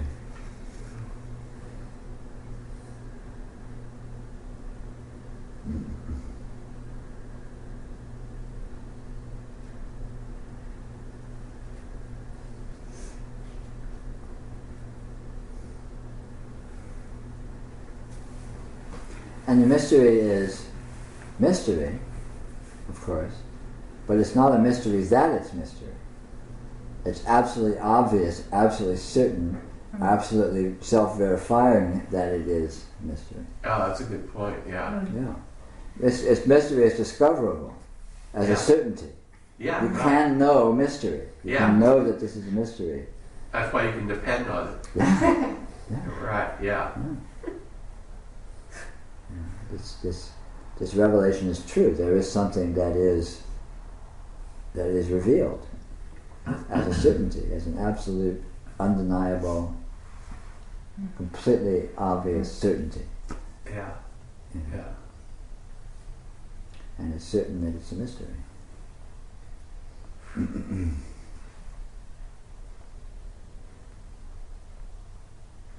You wouldn't think that would be very hard to see. You wouldn't. But in my case, it's taken a long time. Well, how it is. The intelligence is very good at spitting out all of these hypotheses and believing in them. Yeah. And it's very proud of them, so it clings to them. It's like, yeah, man, I've been working on this idea all my life. It's really getting good. So, yeah, cool. But what does that have to do with anything?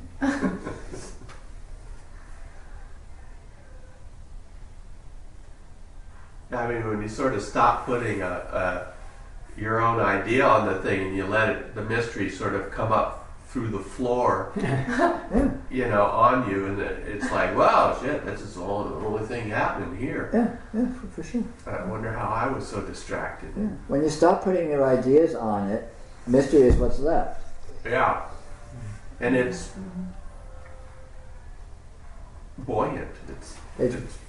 It's buoyant, it's solid, Yeah. it's present, it's obvious. You know? Yeah. Right.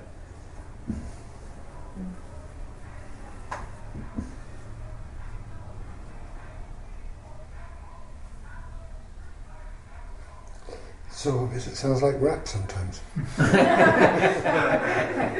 Evidently.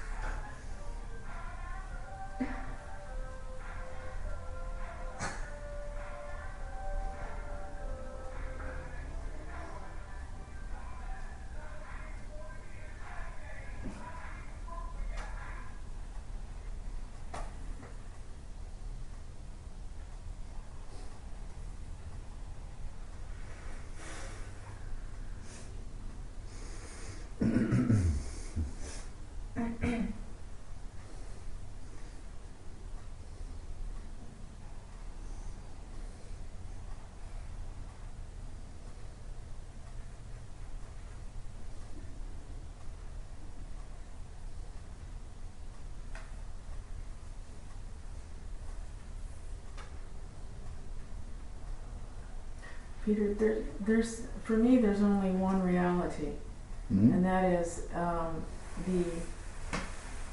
this that is projecting everything out Yeah, into the experience. yeah. And so, but I don't know how to be with that reality. Can you, is it possible for you to not be with that reality? Well,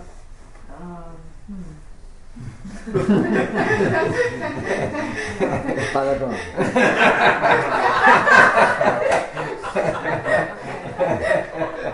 You just said that. I guess what I Knock it out of the meant park. to say was that yeah, I'm always with it, but then I'm also involved in all the projection Sure. and all the what's ever happening out there. Sure. So which is And how does that happen? I can't say. Yeah, it's a mystery, isn't it? Yeah. Yeah. So the mind is always looking for some orientation or some place to just, rest. Sure. With in this unfoldment process, there just doesn't seem to be any place to just kind of like rest. It's like It doesn't, does it? Mm-mm. That's a really good point. At least in the deluded state, you're resting in some craziness. But it's a place to, Well, there's no place to rest, so find no place.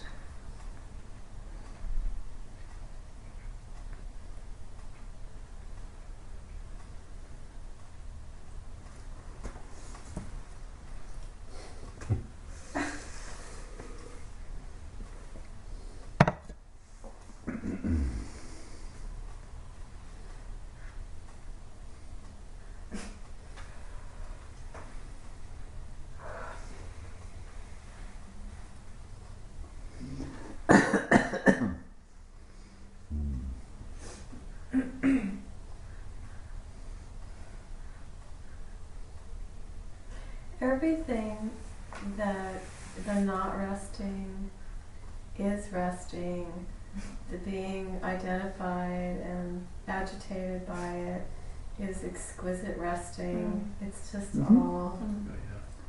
So it's all resting. No It's matter all what resting. you do, it's all resting. It's all resting and it happens no place.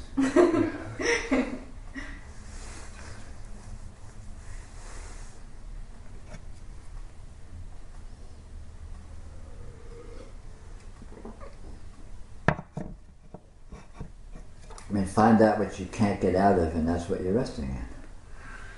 Find that which doesn't stop, and that's where you're resting.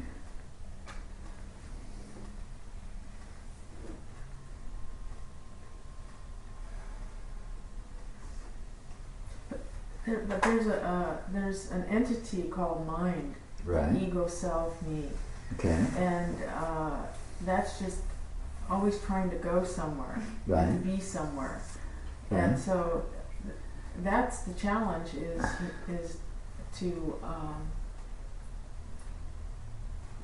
just shut it up. What? No, don't bother trying to shut it up. Does it ever actually get any place? No, it never does. So you're still in no place. Well, it's yeah, you're still in no place, or you're just always moving. Yeah, well, you think you're moving, but do you ever, if you don't get any place, are you really moving?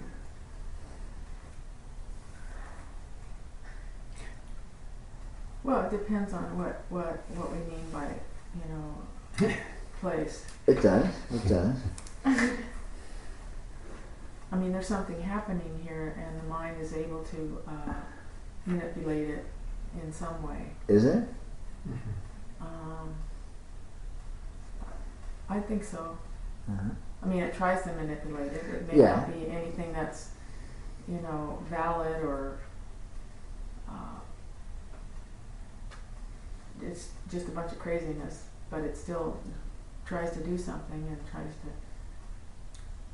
Yeah, but does it actually do anything? I mean, suppose you're lying in bed at night for an hour and your thoughts are spinning around, and you're thinking this and you're thinking that, and eventually you fall asleep. What happened? Was anything manipulated? Did anything change? The mind and thoughts think they're manipulating and want to be, but do they actually have any power to do anything? Does anything ever happen? Not unless the inherent intelligence. I mean, it's what's spinning that all out. Of course. And it never gets anywhere either, does it? I mean, it's always just right here. Mm-hmm. Right, so everything is just right here. Yeah. It never gets anywhere.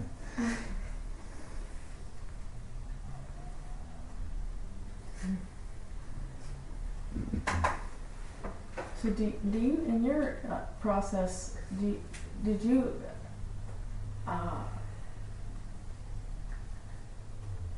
were you in a mode where your mind was just like grabbing out everywhere and driving you to almost craziness? Absolutely. I was a crazy person. And so what was the process of getting out of that? Seeing what this is. And discovering that all of that mental activity is completely irrelevant. Completely irrelevant. Doesn't need to be solved, doesn't need to be stopped, doesn't need to be anything. It's just irrelevant. It's just absolutely has nothing to do with anything. It's like clouds in the sky, if they're there, they're there, and then the wind blows and then they're gone. Yeah. Doesn't have anything to do with anything, doesn't change anything.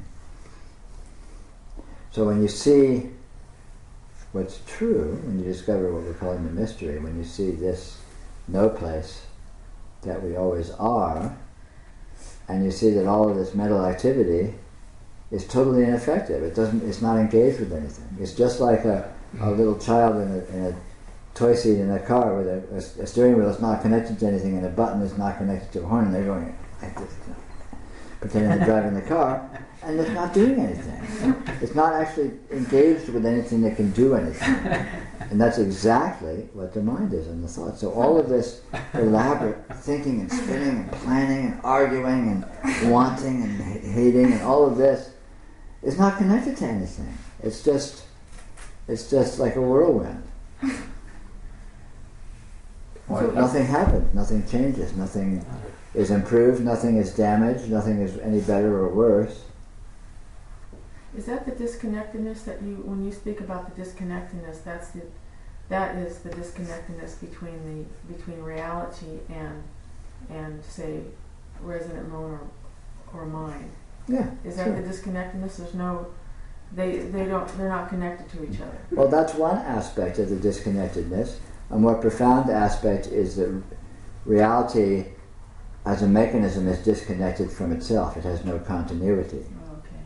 There's no part that's actually touching another part or pushing on another part. Kind of like in a dream.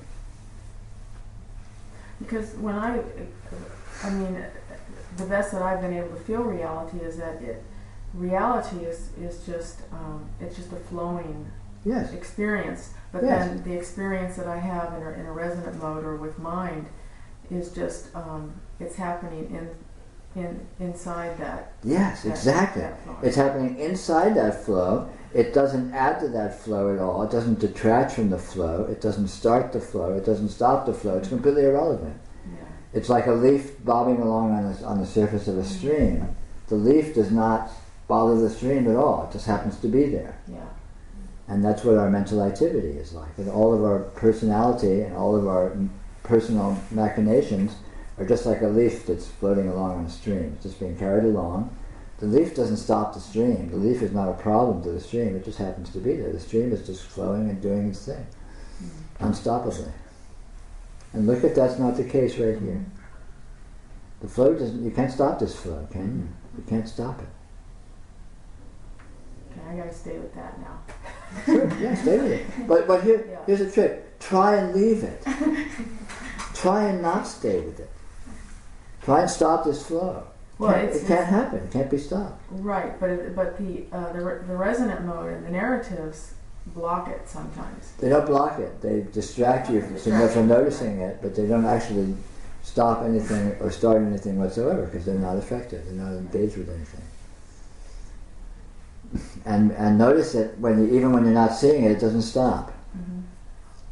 And then you won't need to even cling to seeing it, because even when you're not seeing it, it's still flowing. You can rely on it. You can count on it absolutely. Yeah, look and see. Yeah. The flow does not stop. It can't stop. How could it possibly stop? Right. What could stop it? And it's not damaged by what seems to be happening, and it's not improved by what seems to be happening. It can look like anything can be happening whatsoever, and the flow is just going to keep flowing. It doesn't care. Absolutely doesn't care. Right?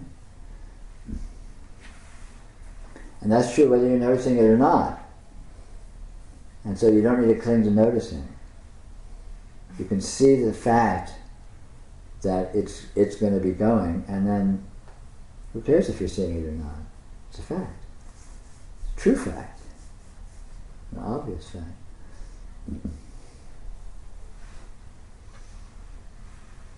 Peter, I've been watching that lately, and it's funny because long ago I had an idea and I could get all my errands done, and I could sit around and it would be great.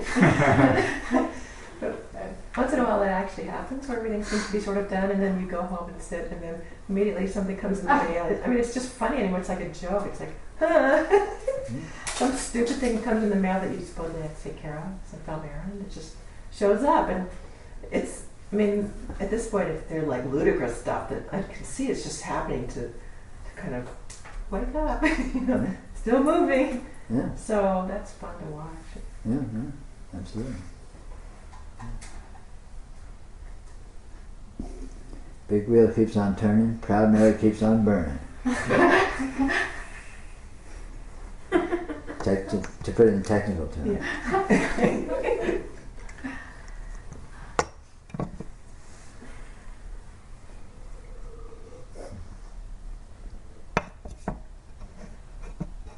Yeah, translate that to Sanskrit, I guess.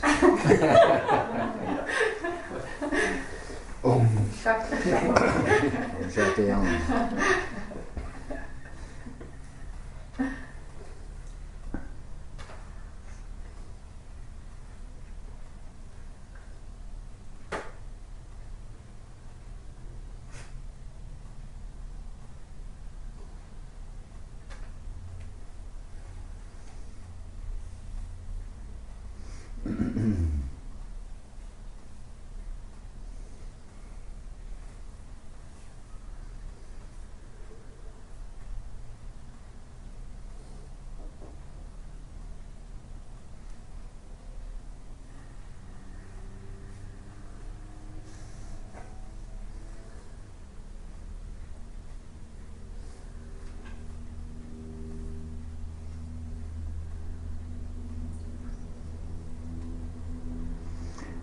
that's the bottom line, the essential point of all this, is it's absolute objectivity.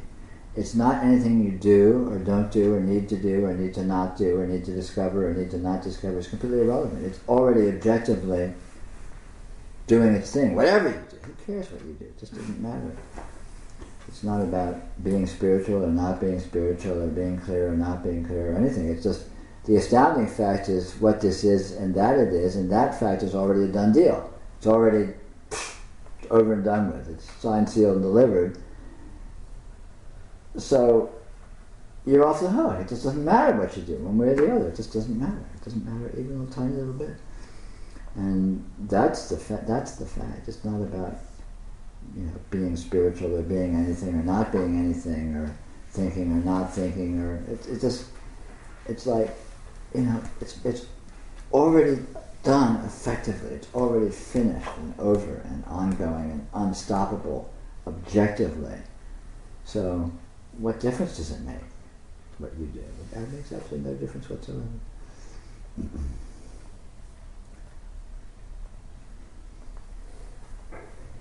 It's impossible to be spiritual. It's impossible to be unspiritual. It's just completely meaningless. It's gibberish.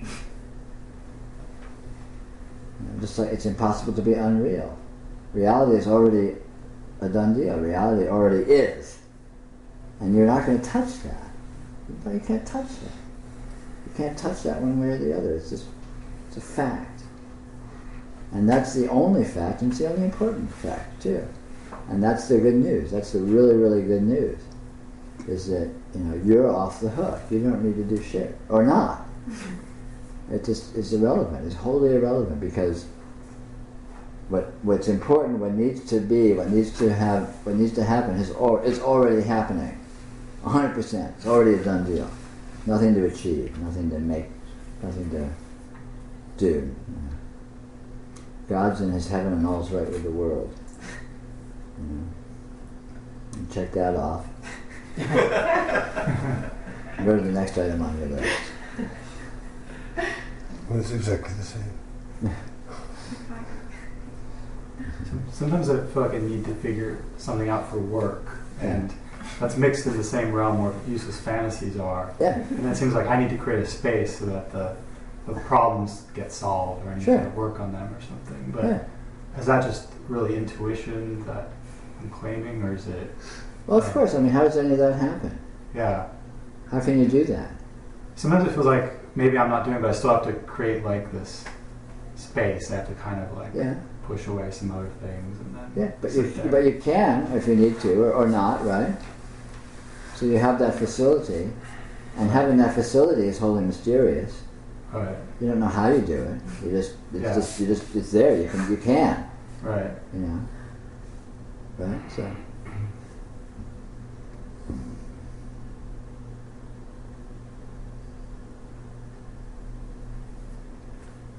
All our personal functioning turns out to be absolutely impersonal mystery. It's there if it's there. You didn't put it there. Yeah. You didn't put the ability to think there, the ability to function, the ability to do whatever it is you are able to do when you're able to do it. It just shows up mysteriously. Yeah. So you're not doing anything, or not doing anything. So again, it's all objective. It's all already done. There's no onus. There's no personal obligation. There's no karma. There's nothing personal at all. Right. Just seems mixed up with there's useless thoughts and useful thoughts mixed up, and I guess they're all just happening. Yeah, but categorizing them as useful or useless means you have a meaningful framework within which you can say that, and you can't. Any framework within which you can say that, it turns out to be wholly arbitrary and imaginary. How can you say what's useless and what isn't? You'd have to know what everything is and what the purpose of the universe and the purpose of reality was to really say authoritatively whether or not something was useful or useless. Yeah, well, in the short term, it's the ones that seem to benefit me. Yeah, but you don't know. You may be wrong about that. Maybe something that you think won't benefit you in the long run is going to be very beneficial, right. or vice versa. How can you know? So you can't, any basis, any conceptual framework within which you assess anything, if you look at it closely, is arbitrary, and you can't really know. It's based on supposition and arbitrary assumptions that you can't verify. You can't know they're true. Yeah, because some seem like they help me to keep my job, but I don't know if that's necessarily. You don't know if it's good, and you don't know if it's good or bad to keep your job, and you don't know whether or not they help you to keep your job. You expect they will, right? And maybe there's a lot of superficial indications that they will, but who knows? Maybe something else might happen, and you might still keep your job, or you might do all these things and lose your job. Yeah. You don't know. You don't know, because you can't ever know definitively what's happening, and you can't ever know definitively how it's happening, because ultimately it's all a mystery. Ultimately it comes from we don't know where, and it's doing we don't know what, and the way it's being effective is we don't know how. Those are the only facts. And all the rest is just bravado, or pretense that we know something, or we have a clue. Right.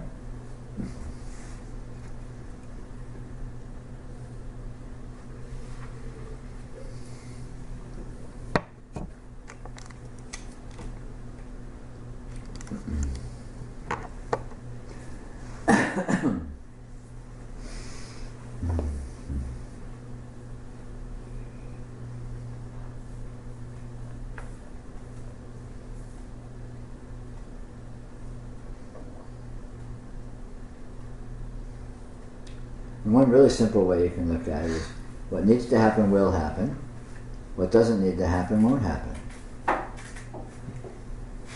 That's got to be a load off. I mean, think about it. Yeah. Think about it. That's really a strong statement if you really follow it through. Seems like the only solution. Yeah. So where does that leave? I mean, it's just check it off. So, okay, everything's taken care of. There's not even a what's next. It's just put a line through that. Tear out the whole page and toss it away. No more errand list. And if there needs to be an errand list, there will be. If there needs to be an errand list, you will not be able to stop it. And if there doesn't, you won't be able to produce one.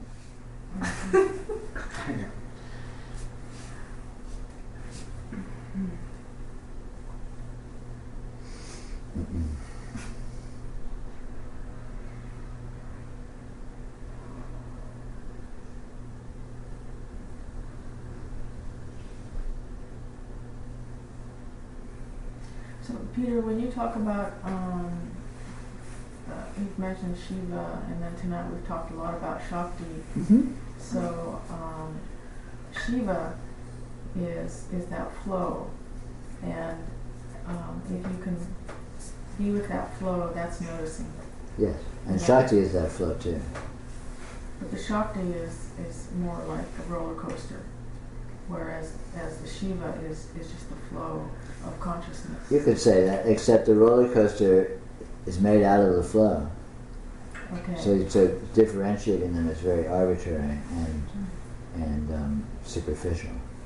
So if we are,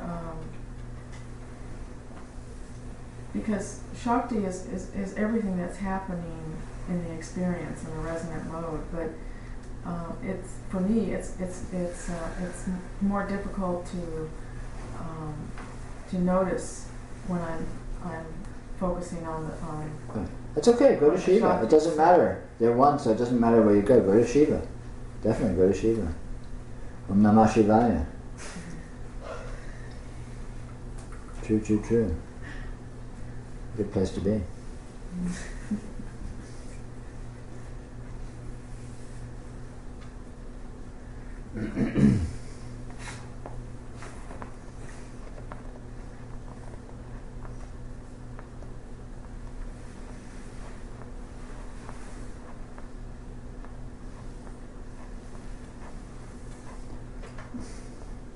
I mean, I tend to emphasize Shakti because constitutionally most of us are hardcore escapists. and we think our life sucks, and we think all these details are around, and we're trying to say, get me out of here, I hate this stuff, this is awful. And so all the emphasis on Shakti is to try to point out that, to try to disarm that from the point of view of, oh, it's not actually, it really isn't like that. You think it's like that, but it really isn't like that. On the other hand, as you so skillfully brought up, there's nothing wrong with escapism, because where you go when you do the escapism is it too, of course. Where else can you go? So that's Shiva. Yeah, Shiva is fuck it. Shiva is the destroyer. Shiva is I'm out of here. Yeah. I'm out of here. Om Namah Shivaya. Do it. Do it. Do it. That's good.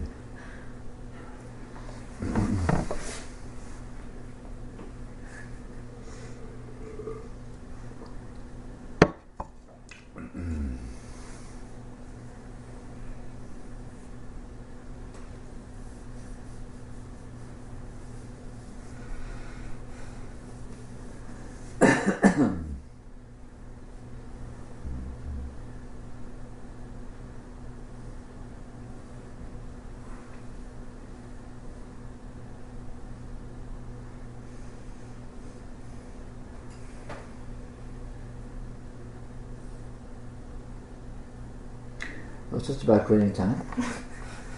So thanks everyone for coming. Thank you. Okay.